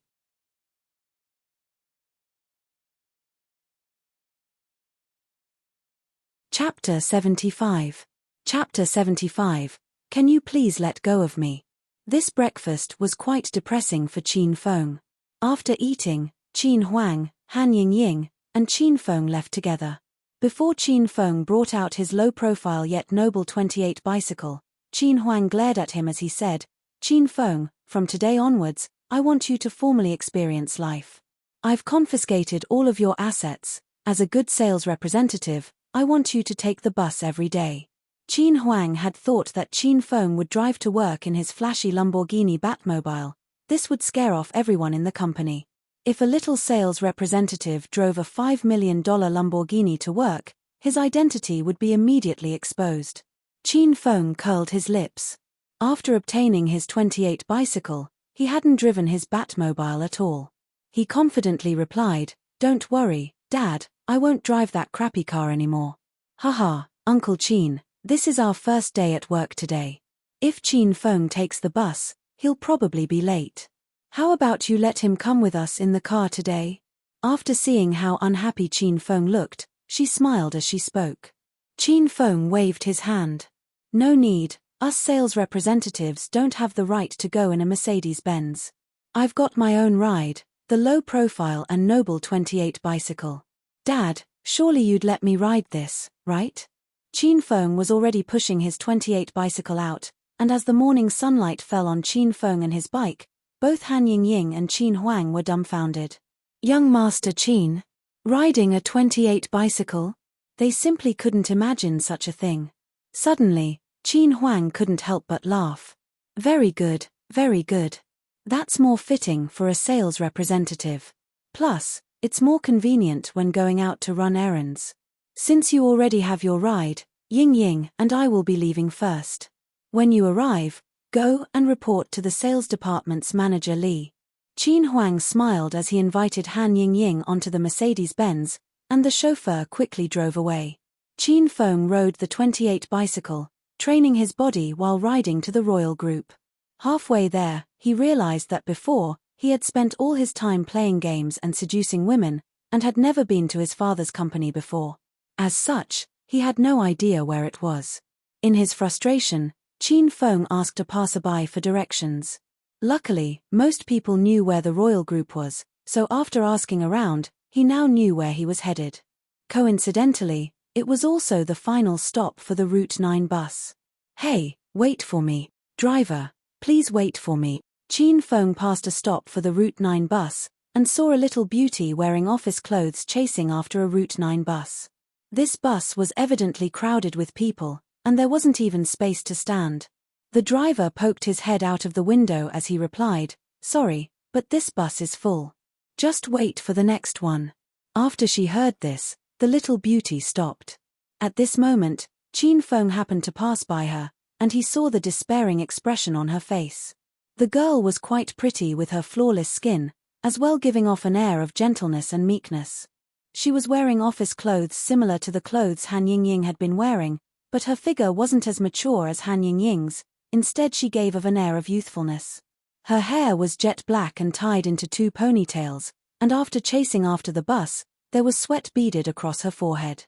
A few loose strands of hair hung here and there, making her look quite enchanting under the sunlight. As soon as Qin Feng saw this little beauty, his habit of flirting took over. He stopped his 28 bicycle next to the little beauty as he said, "I'm going to the royal group. If it's on the way, I can drop you off for free." The little beauty was called Shu Ruo Ru, and she had freshly graduated out of university.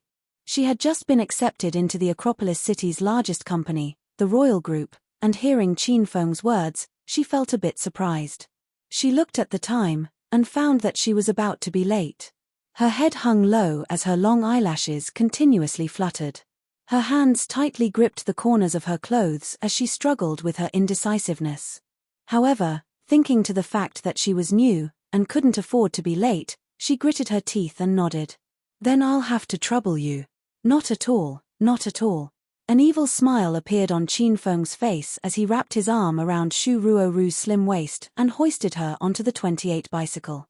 By the time Shu Ruo Ru had cried out in surprise, Qin Feng was already furiously pedaling. During the trip, Shu Ruo Ru witnessed Qin Feng's godly speed. If she didn't experience it herself, she wouldn't have believed that a bicycle could go faster than a bus. Moreover, this was the constant speed Qin Feng rode at, causing the wind to howl in her ears and her skirt to almost fly up. Shu Ruo Ru held down her skirt the entire trip, and sat in front of Qin Feng, not daring to move. Qin Feng was simply too close to her, and moving at all would cause their bodies to touch, making Shu Ruo Ru feel so embarrassed that she wanted to jump off the bicycle. Luckily, Qin Feng was able to ride incredibly quickly, and very soon, the two of them arrived at the royal group. Looking at the skyscraper that seemed to extend past the clouds, Qin Feng realized just how rich his father was. No wonder he was publicly acknowledged to be the richest man in the Acropolis city. On the way, Qin Feng had asked for Shu Ruo Ru's name. As he stopped the bicycle, he spoke and pressed his face against hers. "Shu Ruo Ru, we're here." Shu Ruo Ru had been incredibly nervous the entire time, and didn't even realize they had arrived. Feeling the heat from her ears, her face became incredibly red as her body felt incredibly numb. She hurriedly jumped off Qin Feng's bicycle.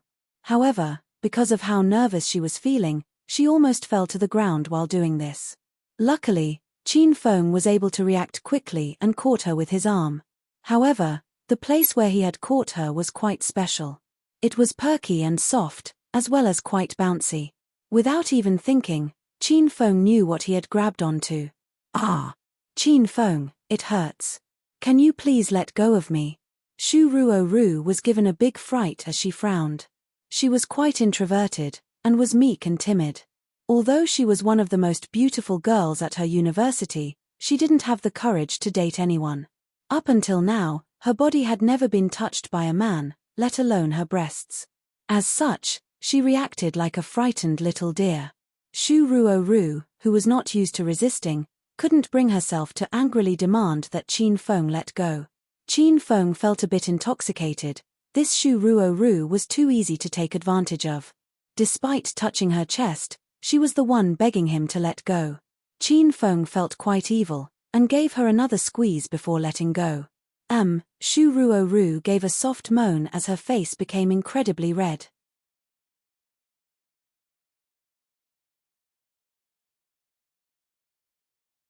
Chapter 76. Chapter 76. What are you doing here at the sales department?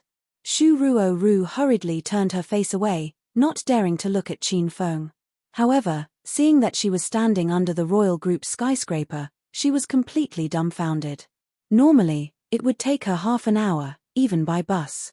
Who would have thought that Qin Feng would have ridden here in just 10 minutes? Shu Ruo-ru, sorry, I thought that you were going to fall over. It was because I was so worried. Qin Feng was secretly feeling quite pleased. He never thought that although Shu Ruo-ru looked quite underdeveloped, her body felt so satisfying. He acted incredibly sincerely as he apologized. Shu Ruo-ru had been scared out of her mind, but thinking back, she realized she was indeed about to fall over, and Qin Feng had helped her. Seeing Qin Feng's handsome face, Shu Ruo-ru thought that he wasn't that sort of person, and shyly replied, "It's okay. I'll be going to work now."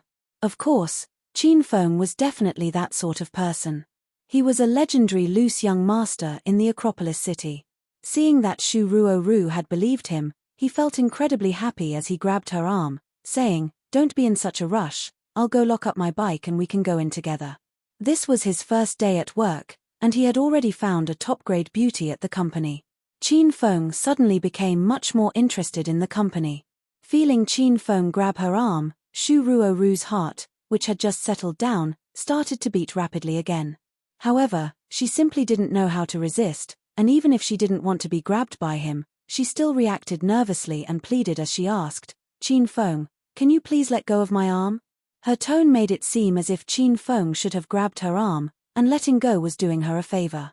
It was the first time Qin Feng had met a girl who was so bad at refusing.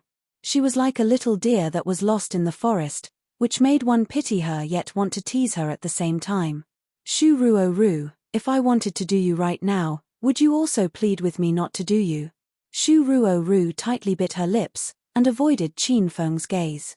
His words made her feel very uncomfortable, because she wasn't such an easy woman. However, although she felt quite unhappy, she didn't let it out. She simply meekly stood there, not knowing what to say or do. Ding, the Hedonist sovereign system has issued a quest, train Shu Ruo-ru to become a strong, domineering woman. Quest time limit, 3 months. Successfully completing the quest will result in you receiving 3,000 Hedonist points, failing will result in the host losing 6,000 Hedonist points. The system's cold electronic voice suddenly sounded out, and Qin Feng nearly fell to the ground. He simply couldn't understand why this system was so bent on changing people's personalities. Before, it had issued a quest to turn the fire-tempered policewoman Liu Bingbing to become gentle and obedient. Now, it wanted this incredibly meek and timid Shu Ruo-ru to become a domineering woman. Qin Feng felt like going crazy. "Qin Feng, I'll be going now." Shu Ruo-ru simply didn't know what to say to Qin Feng, and tried to run off. "Just wait, I'll lock up my bike, and we'll go in together," Qin Feng replied. Immediately, Shu Ruo-ru didn't dare to move anymore. She obediently stood there as she waited for Qin Feng. Just as Qin Feng finished locking up his bicycle and prepared to walk in with Shu Ruo-ru, a middle-aged man wearing a security officer's uniform walked over. Hey, what are you doing?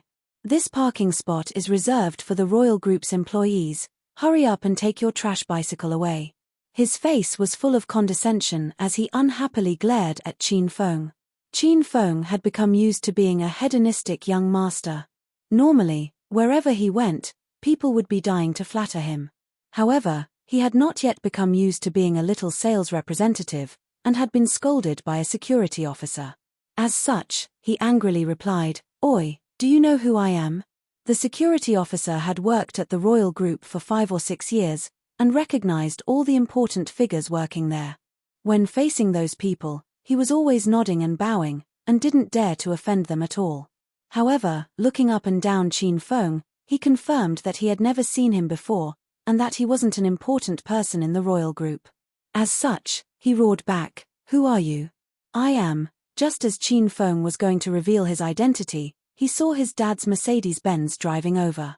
His expression darkened as he quickly changed what he was going to say. "I am a sales representative of the royal group." "What? Haha, a sales representative? Are you kidding me? Only the high-profile members of the royal group can park here. All the cars parked here are worth at least $500,000, and the owners are all at least managers. You, a little sales representative, want to park your bicycle here? Is your head all right?" The security officer immediately began to laugh his head off. By now, the chauffeur had opened the door of the Mercedes-Benz, and Qin Huang and Han Yingying immediately saw Qin Feng as they walked out. Qin Huang and Han Yingying's bodies froze, as if they had seen a ghost. "Good morning, Chairman Qin." Seeing that the chairman had arrived, the security officer immediately smiled as he greeted him. However, Qin Huang did not even notice the security officer. He looked at Qin Feng in shock as he asked, "Why you've already arrived?" After asking this, Qin Huang regretted it immediately. This question was simply stupid. Wasn't Qin Feng standing here right in front of him? However, he and Han Yingying were unable to understand how Qin Feng had arrived before them on a bicycle. This was simply incomprehensible. After seeing Qin Huang, Qin Feng acted as if he had never seen him before as he grinned. "Ah, if it isn't the chairman of the royal group. It's truly my honor to be able to meet you on my first day." Qin Huang's expression darkened as he glared at Qin Feng. On the other hand, Han Yingying couldn't help but cover her mouth as she secretly giggled at Qin Feng's reaction. Seeing that the company's chairman had arrived, just standing in front of Qin Huang, Shu Ruoru became so nervous that her palms started to sweat like crazy. After all, this was the highest-ranking person in the royal group as well as the richest man in the Acropolis city. After seeing everyone greet Qin Huang, although she felt a bit scared, she still mustered up her courage as she lowered her head and greeted him. "Good morning, Chairman Qin." Qin Huang looked at Shu Ruoru, and found that this girl was quite pure and cute, and was standing with Qin Feng. He couldn't help but ask, "This is?" "Chairman Qin, we're both new employees of the royal group. Today's my first day, and I happened to meet Shu Ruoru on the way. We hope that Chairman Qin will take care of us from now on," Qin Feng replied as he smiled. The security officer stood at the side, not daring to say anything. To an important figure like Qin Huang, all he could do was greet him. If he said any more, things would turn sour for him. However, seeing Qin Feng, a mere sales representative, chatting casually with Qin Huang, an evil smile appeared on the security officer's face.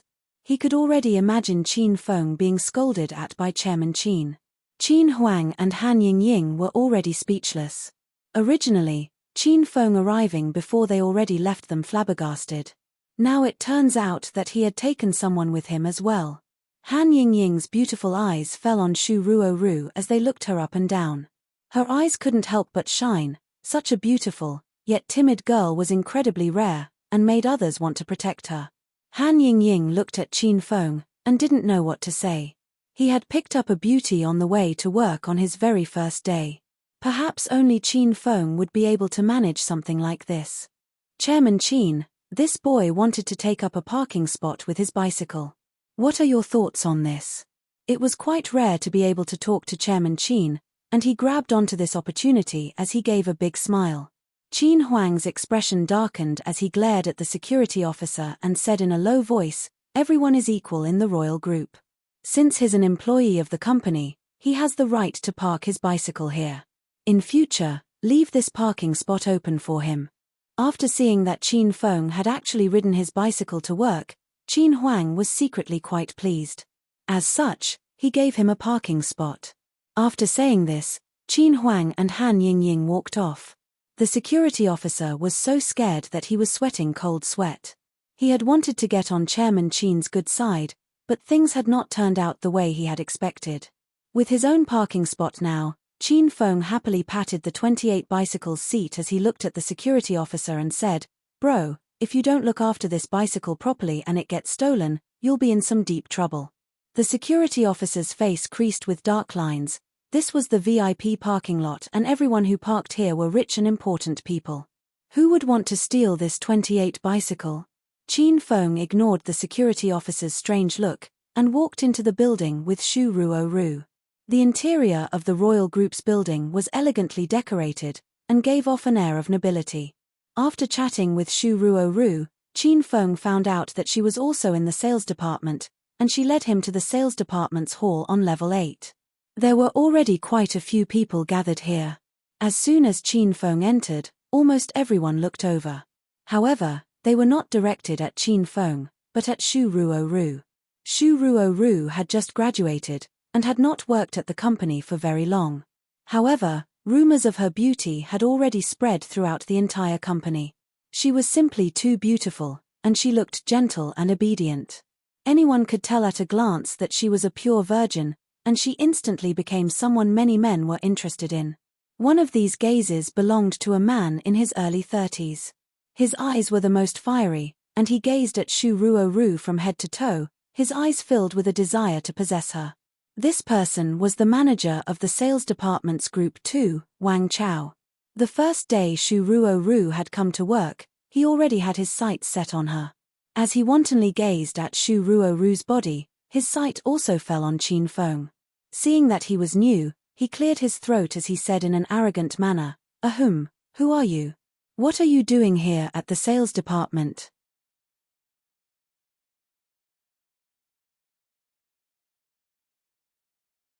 Chapter 77. Chapter 77, A Serious Problem. Since someone was asking about him, Qin Feng walked to the center of the sales department's hall and smiled at everyone as he said, "Hello everyone, my name's Qin Feng, and today's my first day here. I'll be colleagues with everyone from today onwards, so please take care of me." Seeing that Qin Feng was a newcomer to the sales department, a look of amusement flashed in Wang Chao's eyes. He was notorious in the sales department for oppressing newcomers to the sales department. It was his way of educating them. The royal group's sales department hadn't had newcomers in a while. Although Shu Ruo had joined a few days ago, how could Wang Chao beat her down? He had been trying to act cool in front of her for the past few days. However, since Qin Feng was new, he arrogantly said to him, "Oi, newbie, go get me a cup of water." Qin Feng cleaned his ears and thought that he had misheard him. Since he had been born, he had lived his life as a hedonistic young master. He had never poured water for someone else, and although he had been placed by his father in the sales department, his nature couldn't be changed so easily. He looked at Wang Chao in amusement as he asked, "Oi, what right do you have to ask me to pour you water?" Wang Chao maintained his arrogant demeanor and wanted to look cool in front of Shu Ruo. However, after hearing what Qin Feng had said, he almost fell to the ground. He looked at Qin Feng in surprise. In the past, all the newcomers had been very obedient and would not retaliate at all. Who would have thought that this newcomer would be so extravagant? Wang Chao's face immediately fell. "Qin Feng, was it? Seeing how young you look, this is probably your first job. Otherwise, why would you act like such an idiot? Do you still think you can act as you please like you did in university? I'll have you know, there'll be a lot of tough times ahead of you in the sales department." Qin Feng felt quite impatient as Wang Chao rambled and calmly said, "Wang Chao, was it? All right, from this moment onwards, you've been fired by the royal group. You can go now." Whoosh. As soon as Qin Feng said this, the entire hall fell deathly silent, and everyone stared at him strangely. Currently, Qin Feng was standing incredibly straight, giving off the air of a king. A domineering aura radiated from his body, which made what he had just said. If the others had not heard his introduction, they would have thought that he was a high-profile manager who really did have the qualifications to fire Wang Chao. Wang Chao also stared in shock, then started to hold his stomach as he laughed loudly, as if his intestines were going to burst from laughter. Only after a long while did he stop laughing, and he condescendingly looked at Qin Feng as he said, "You want to fire me? Who do you think you are? The company's chairman or a high-profile manager. You're just a new sales representative, and yet you dare to say such things. Have university students become imbeciles? Wang Chao was certain that Qin Feng was a fresh graduate from looking at him. He remembered him in his heart and decided to make his life as difficult as possible. As for Shu Ruoru, she felt quite grateful towards Qin Feng. If it wasn't for him, she definitely would have been late today. After seeing him fall into trouble on his first day because he didn't know the unspoken rules of the workplace, she hurriedly ran to pour a cup of water. She wanted to hand it to Wang Chao so he would stop making things difficult for Qin Feng. After getting the cup of water, she was stopped by Qin Feng when she tried to walk past him. He took the cup of water from her hands as he smiled at her and said, "Little sister Ruo, how did you know I was getting thirsty? Thanks for being so caring." Qin Feng could tell that all of the sales department's men had ideas about Shu Ruo. He was now subtly announcing that this young master had set his sights on Shu Ruo, so those who wanted to live should piss off. Wang Chao was so angry that he felt like coughing up blood. He knew that Shu Ruo had poured this cup of water for him, and yet, Qin Feng had casually taken it. He was now completely filled with hatred towards Qin Feng. The two of them stared down each other, their cold gazes colliding. The atmosphere became unimaginably cold. At this moment, a beautiful woman who had curled hair and was wearing office clothes walked in. Her shirt and short skirt covered her flawless figure. She was called Li Yu Chen, and was the general manager of the sales department. As soon as she entered, she felt that there was something wrong with the atmosphere, and after looking around, her gaze fell on Qin Feng. "Are you the new sales representative?" Qin Feng didn't even hear her words. His gaze landed on her chest as he muttered to himself, "They're pretty big, pretty big. They might even be bigger than Ying Ying's." Li Yu Chen frowned as she asked, "What's pretty big?" Just as she finished her sentence, she realized that Qin Feng was looking at her chest, and she immediately understood. Her beautiful white face became incredibly cold as she gave off a freezing aura, "Come with me." After glaring at Qin Feng, Li Yu Chen walked towards her office. Her high heels landing on the ground sounded rhythmic and seductive. After gazing at her from behind for a while, Qin Feng hurriedly followed her. After Li Yu Chen had left for a while, everyone in the hall let out a sigh of relief. She was a famous cold beauty in the company who was a strong and domineering woman. Although her beauty was at the level that could devastate nations, there weren't many men who dared to go for her. The coldness that emanated from her was too strong, and normal people didn't dare to even approach her. The people already could see the result after they saw the newcomer, Qin Feng, dumbly and happily walking after her. That sort of stupid idiot dares to oppose his elder. I'll make you taste hell from now on." A cold smile flashed on Wang Chao's face as he started to plan out how he would mess with Qin Feng. Name, education, experience. As soon as Li Yu Chen entered the office, she sat down in her chair as she put on black-framed glasses. She crossed her legs and put her hands together as she coldly looked at Qin Feng. She had only received information this morning that there was a new sales representative, but she was told nothing else. "Qin Feng, currently studying at university, no experience, but I can write 3 books on my experiences with women." Qin Feng smiled as he looked up and down Li Yu Chen. The black-framed glasses she was wearing made her look incredibly seductive. Li Yu Chen felt quite displeased at how unrestrained Qin Feng was acting. However, after hearing Qin Feng's name, her body slightly trembled as she looked at him closely. "You're called Qin Feng?" However, as soon as she said this, Li Yu Chen hurriedly shook her head as she muttered, "Impossible, impossible. The Qin family's young master is incredibly hedonistic and dissolute, and only knows how to play. How could he come to work at the company and start as a sales representative? They must have the same name." When she once again raised her head to ask him about other matters, she saw an evil grin on his face as he leaned in incredibly closely. "What are you doing?" Qin Feng was leaning in, trying to look down her shirt. He replied in a serious tone, "Nothing, I just wanted to see what brand your shirt was. The material looks quite tough, it looked like it was going to burst for quite a while, and yet it's still fine."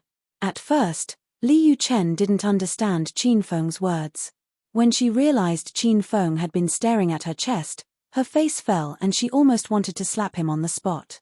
She deeply breathed in, trying to calm herself down as she coldly looked at Qin Feng. What expectations do you have for this job? Salary? Vacations?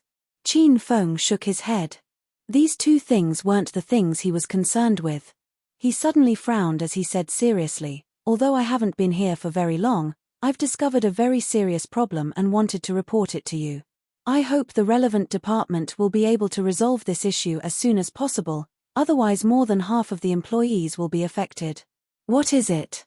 Seeing Qin Feng look so serious, Li Yuchen was curious as to what sort of serious problem he had discovered. It's like this, I feel that the uniform for female employees should be changed.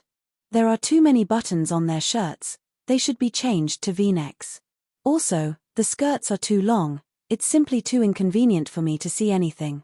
Millimeter, I think your length is pretty good. Qin Feng suddenly moved incredibly quickly. Before Li Yuchen realized what was happening, she felt a hand enter from under her skirt and fall on her thigh. She was so shocked that she jumped up and couldn't maintain her calm and cold composure anymore. She roared at Qin Feng, "You've been placed in the sales department's group 2, you can piss off now." Since Li Yuchen was not going to follow his suggestion, Qin Feng shook his head and he walked out of her office. He considered reporting this serious problem to his father that night. The people working in the vicinity looked over as Qin Feng walked out from Li Yuchen's office, but Qin Feng ignored them. He walked to the table opposite Shu Ruoru and sat down. That table happened to be empty, so Qin Feng decided that he would work there from now on. Seeing Qin Feng sit down opposite her, Shu Ruoru felt a bit nervous. She felt a bit scared after remembering what Qin Feng had said he wanted to do to her. Little sister Ruoru, in future, we'll be able to face each other while working. Since we're so close together, it'd be easy for things to happen under the table, right? The sales department's hall was around 300 square meters, and each table was separated by a glass wall that was about half as tall as a person. Qin Feng was facing Shu Ruoru with their tables touching, and they were separated by two computers. He suddenly bent down and touched Shu Ruoru's calves, which frightened her and caused her to jerk back her legs.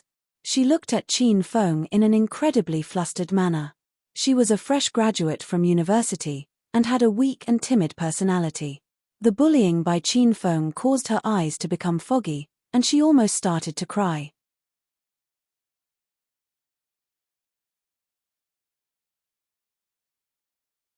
Chapter 78. Chapter 78, Wind Blade Martial Skill. However, Qin Feng did not stop. He had received the quest to train Shu Ruoru, so he wanted to force Shu Ruoru into asking him to stop in an insistent manner. Of course, he was also enjoying this. Before Shu Ruoru could completely get away from Qin Feng, he hurriedly grabbed her foot, causing her high heels to fall off. When he brushed against her incredibly smooth calves, Qin Feng felt incredibly happy. If he knew how great going to work was before, he wouldn't have needed Qin Huang to force him to come here. Ah! Qin Feng, I beg you, let me go, we're still at work. Shu Ruoru was so scared that she covered her mouth, not daring to make too much noise. She didn't want anyone else to see what was going on, so she didn't even dare to move. She continued to stare at the screen, pretending that she was reading articles. However, her incredibly beautiful face was now bright red. Of course, Qin Feng wouldn't let go just like that. Instead, his hands began to travel upwards and became even more insolent. Wherever they traveled, they would continuously squeeze, causing those places to become red as well. Shu Ruoru's heart beat rapidly and her large eyes looked at Qin Feng pitifully. She continued to grit her teeth, and although she didn't like this, she was unable to tell Qin Feng to stop in a commanding tone. It was only when Qin Feng's large hands reached beneath her skirt and onto her thighs that Shu Ruoru couldn't take it anymore. She suddenly kicked Qin Feng, knocking his hand away. "Qin Feng, please spare me. I don't like this." A tear rolled down Shu Ruoru's face. Because Qin Feng had just received this quest, he was quite eager to get started on it. However, he never thought that Shu Ruoru would have started crying, and he felt incredibly guilty.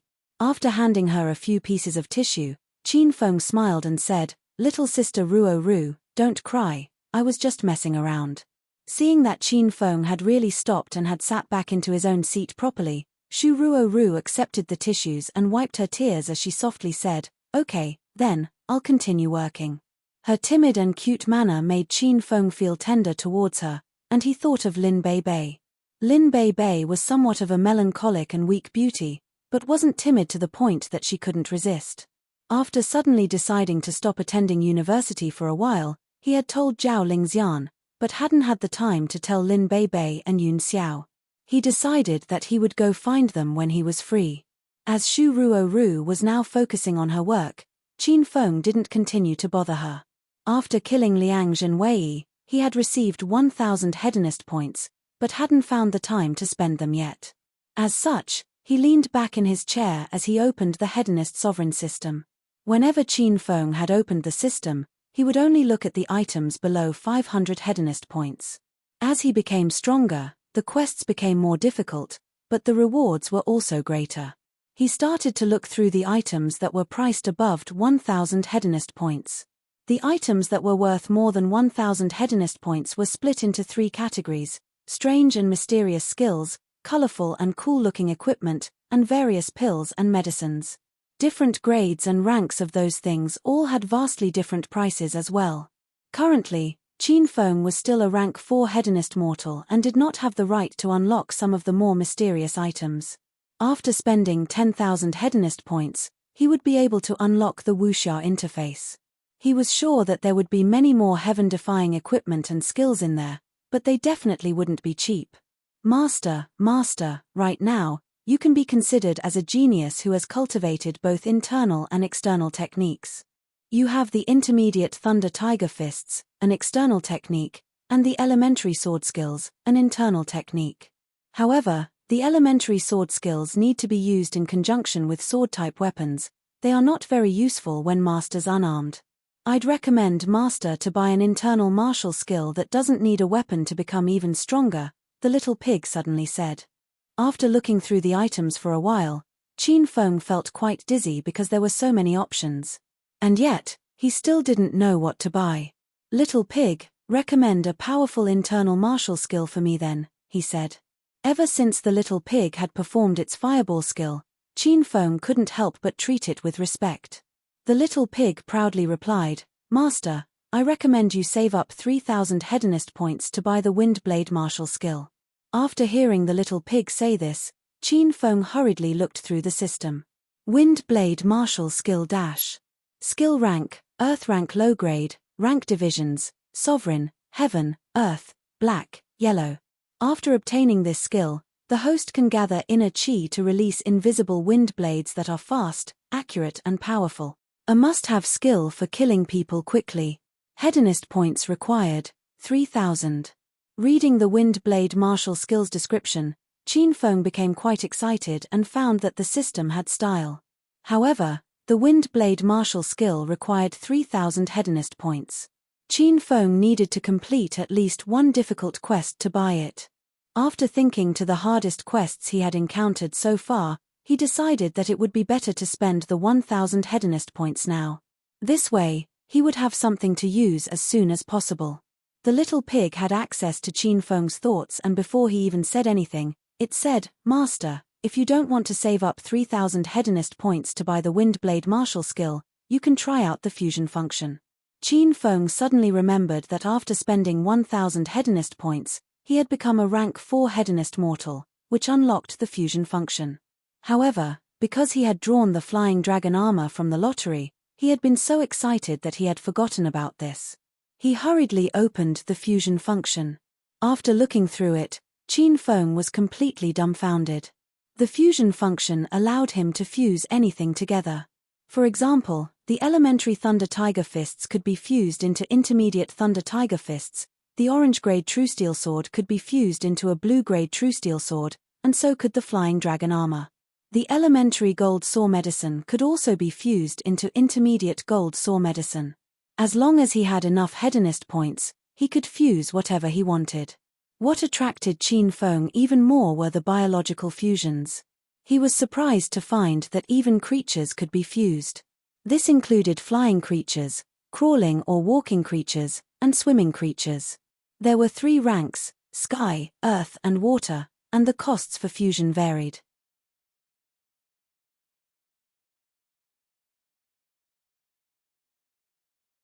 Chapter 79. Chapter 79. Why should I take it away? Qin Feng's gaze fell on the cheapest creatures, the water creatures. These contained almost all of the aquatic creatures on Earth. The cheapest ones were unevolved creatures such as turtles, which costed 100 hedonist points, just like the little pig. If Qin Feng bought 2 water creatures, such as a turtle and a crab, he would be able to use the fusion function to fuse them together. The results of fusion were random, so the skills and stats of the result were likely to be different each time. After going through the fusion function, Qin Feng was dumbfounded. It was simply too powerful. He couldn't wait to fuse 2 creatures together and see what happened. Qin Feng, General Manager Li put you in my group, so in the future, you'll be my subordinate. Suddenly, a cold voice sounded out, cutting through Qin Feng's excited mood. When he closed the system, he saw Wang Chao's dead fish eyes staring at him.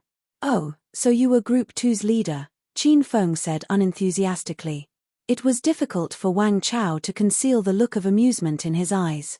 He never would have thought that Qin Feng would be sorted into his group. In the future, if he wanted to oppress him, it would be extremely easy. Li Yuchen had actually sorted Qin Feng into Group 2 on purpose. Qin Feng had angered her in the morning, and seeing that there was conflict between him and Wang Chao, she decided to make things difficult for him. "Haha, Qin Feng, you'd better behave well in my group. I'll have you know that our group doesn't keep trash." Wang Chao put on the air of a leader and arrogantly looked at Qin Feng as he said, "This is your first day and it doesn't seem like you're doing much. Luckily, I've got a job for you. I hope you won't mess up this first job." Wang Chao had specially come up with this job for Qin Feng after thinking for an entire morning. However, this wasn't a company task, but rather something related to Wang Chao's personal affairs. In order to boost his performance figures, Wang Chao had acquainted himself with Chairman Shu, the head of a department store, and promoted a residential building constructed by the royal group to him. At that time, Chairman Shu had readily agreed to buy it and had paid a deposit. However, after Wang Chao had finished arranging all the formal paperwork, Chairman Shu had gone back on his word and refused to pay the rest. Wang Chao had gone to the department store to ask Chairman Shu to pay up many times, but in the end, Chairman Shu had become angry and had asked a few thugs to beat him up. Whenever he went to ask for payment, he would be beaten. In the end, Wang Chao ended up paying the remaining $500,000 balance out of his own money. He simply didn't dare to ask for the money anymore, but seeing that Qin Feng had come, he decided to push this task onto him. He didn't care if Qin Feng was willing or not, so he continued, "Qin Feng, go to the Vodja department store and find Chairman Shu. He owes our company a balance of $500,000, and today's the payment date. You have to get the money from him, got it?" Before, Qin Feng was planning on ignoring Wang Chao. However, sitting in the company was too boring. He looked at Shu Ruoru, who was diligently working, and his eyes lit up. "Wang Chao, I can go if you want, but I want to take Shu Ruoru with me. If you don't agree, then stop annoying me." Seeing that Qin Feng was talking to him like this, despite being at the lowest rung in the company, Wang Chao became so furious that he turned red. However, he knew that as long as Qin Feng went to ask Chairman Shu for the money, he would be beaten black and blue. As such, Wang Chao suppressed his anger. Moreover, he felt even happier when he heard that Qin Feng wanted to take Shu Ruoru. He could tell that Qin Feng wanted to sleep with Shu Ruoru, and knew that if she saw him being beaten up, he wouldn't have the face to flirt with her anymore. "That's fine. You're a new sales representative and there are many things you don't know, so Shu Ruoru can go with you." Wang Chao coldly glared at Qin Feng, then warmly smiled at Shu Ruoru and said, "Ruoru, take a break from what you're doing and take a trip with Qin Feng, alright?" "Okay." As a member of Group 2, she didn't dare to disobey the group leader's orders. "Wang Chao, we need an invoice if we're going to ask for money. Give me the invoice. I'm going out for a walk with little sister Ruoru now." Qin Feng was delighted that he could go out with Shu Ruoru alone.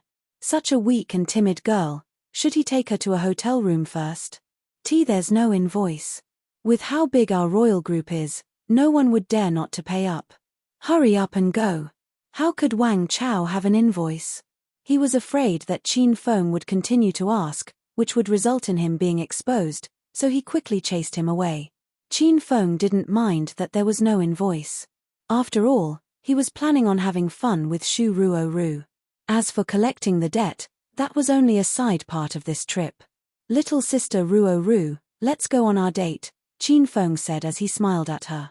Shu Ruoru felt as if she was a lamb being sent into a wolf's mouth. However, since Wang Chao had asked her to go, she didn't dare to refuse. She could only lower her head and obediently follow behind Qin Feng.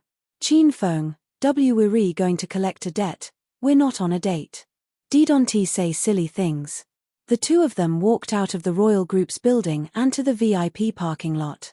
Qin Feng brought out his low-profile, but noble 28 bicycle, which looked quite eye-catching among all the luxury cars. Qin Feng, can we take the bus? Shu Ruoru felt quite embarrassed. She was quite unwilling to sit close to Qin Feng on the bike. Why? You think riding on this bike is shameful? No, it's not like that. All right then. Shu Ruoru hurriedly waved her hands, not knowing how to explain herself. Qin Feng naturally knew what she was thinking, but had acted that way on purpose. He lifted her onto the bicycle with one arm, causing her face to turn red as she shyly sat on the seat, not daring to move. During the ride, Shu Ruoru once again experienced the speed of Qin Feng's bike. She actually quite enjoyed the sensation of the cool breeze blowing against her cheeks. It was rather refreshing and invigorating. Qin Feng, can you please take your hand away? Shu Ruoru's expression suddenly changed, because one of Qin Feng's large hands had fallen on her leg and was mischievously groping around. Why should I take it away? Qin Feng laughed. Because I don't like it. Shu Ruoru was so desperate that she almost started crying again.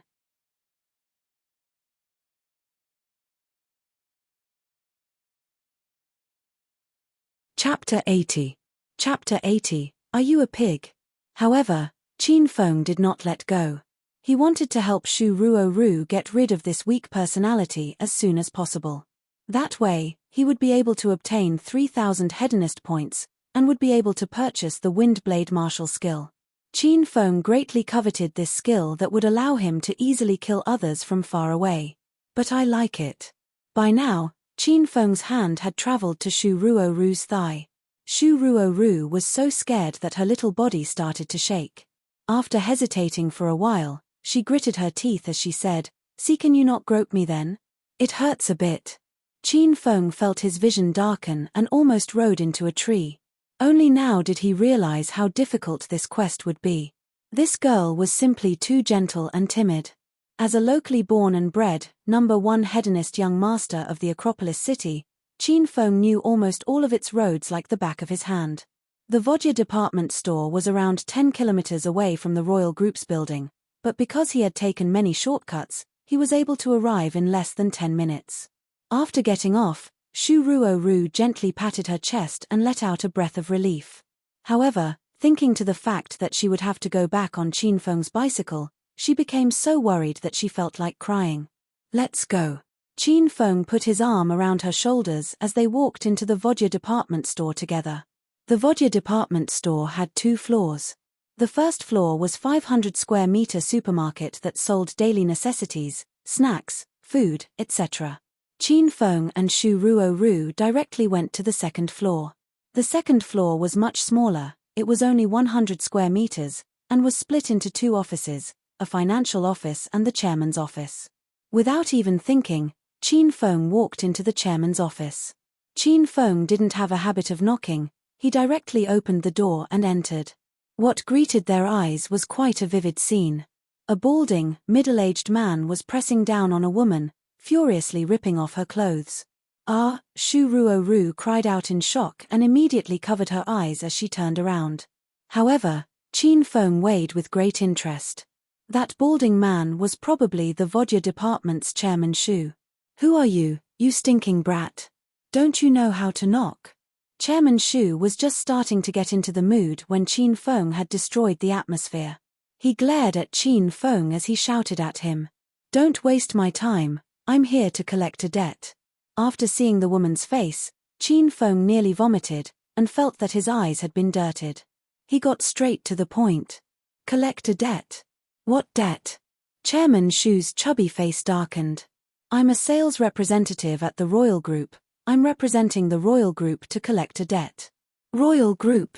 Chairman Shu tried to think of when he had owed the Royal Group money. However, he quickly thought of a person as he gave an evil grin and said, "Stinking brat, it was that idiot Wang Chao who asked you to come, right?" Yep, it was that idiot. Although Qin Feng didn't like the look on Chairman Shu's face, he agreed that Wang Chao was an idiot. Ha ha ha, that idiot Wang Chao was scared off by his elder and doesn't dare to come anymore, so he sent an even bigger idiot. I feel like I'm going to laugh my teeth out. After confirming why Qin Feng had come, Chairman Shu couldn't help but laugh.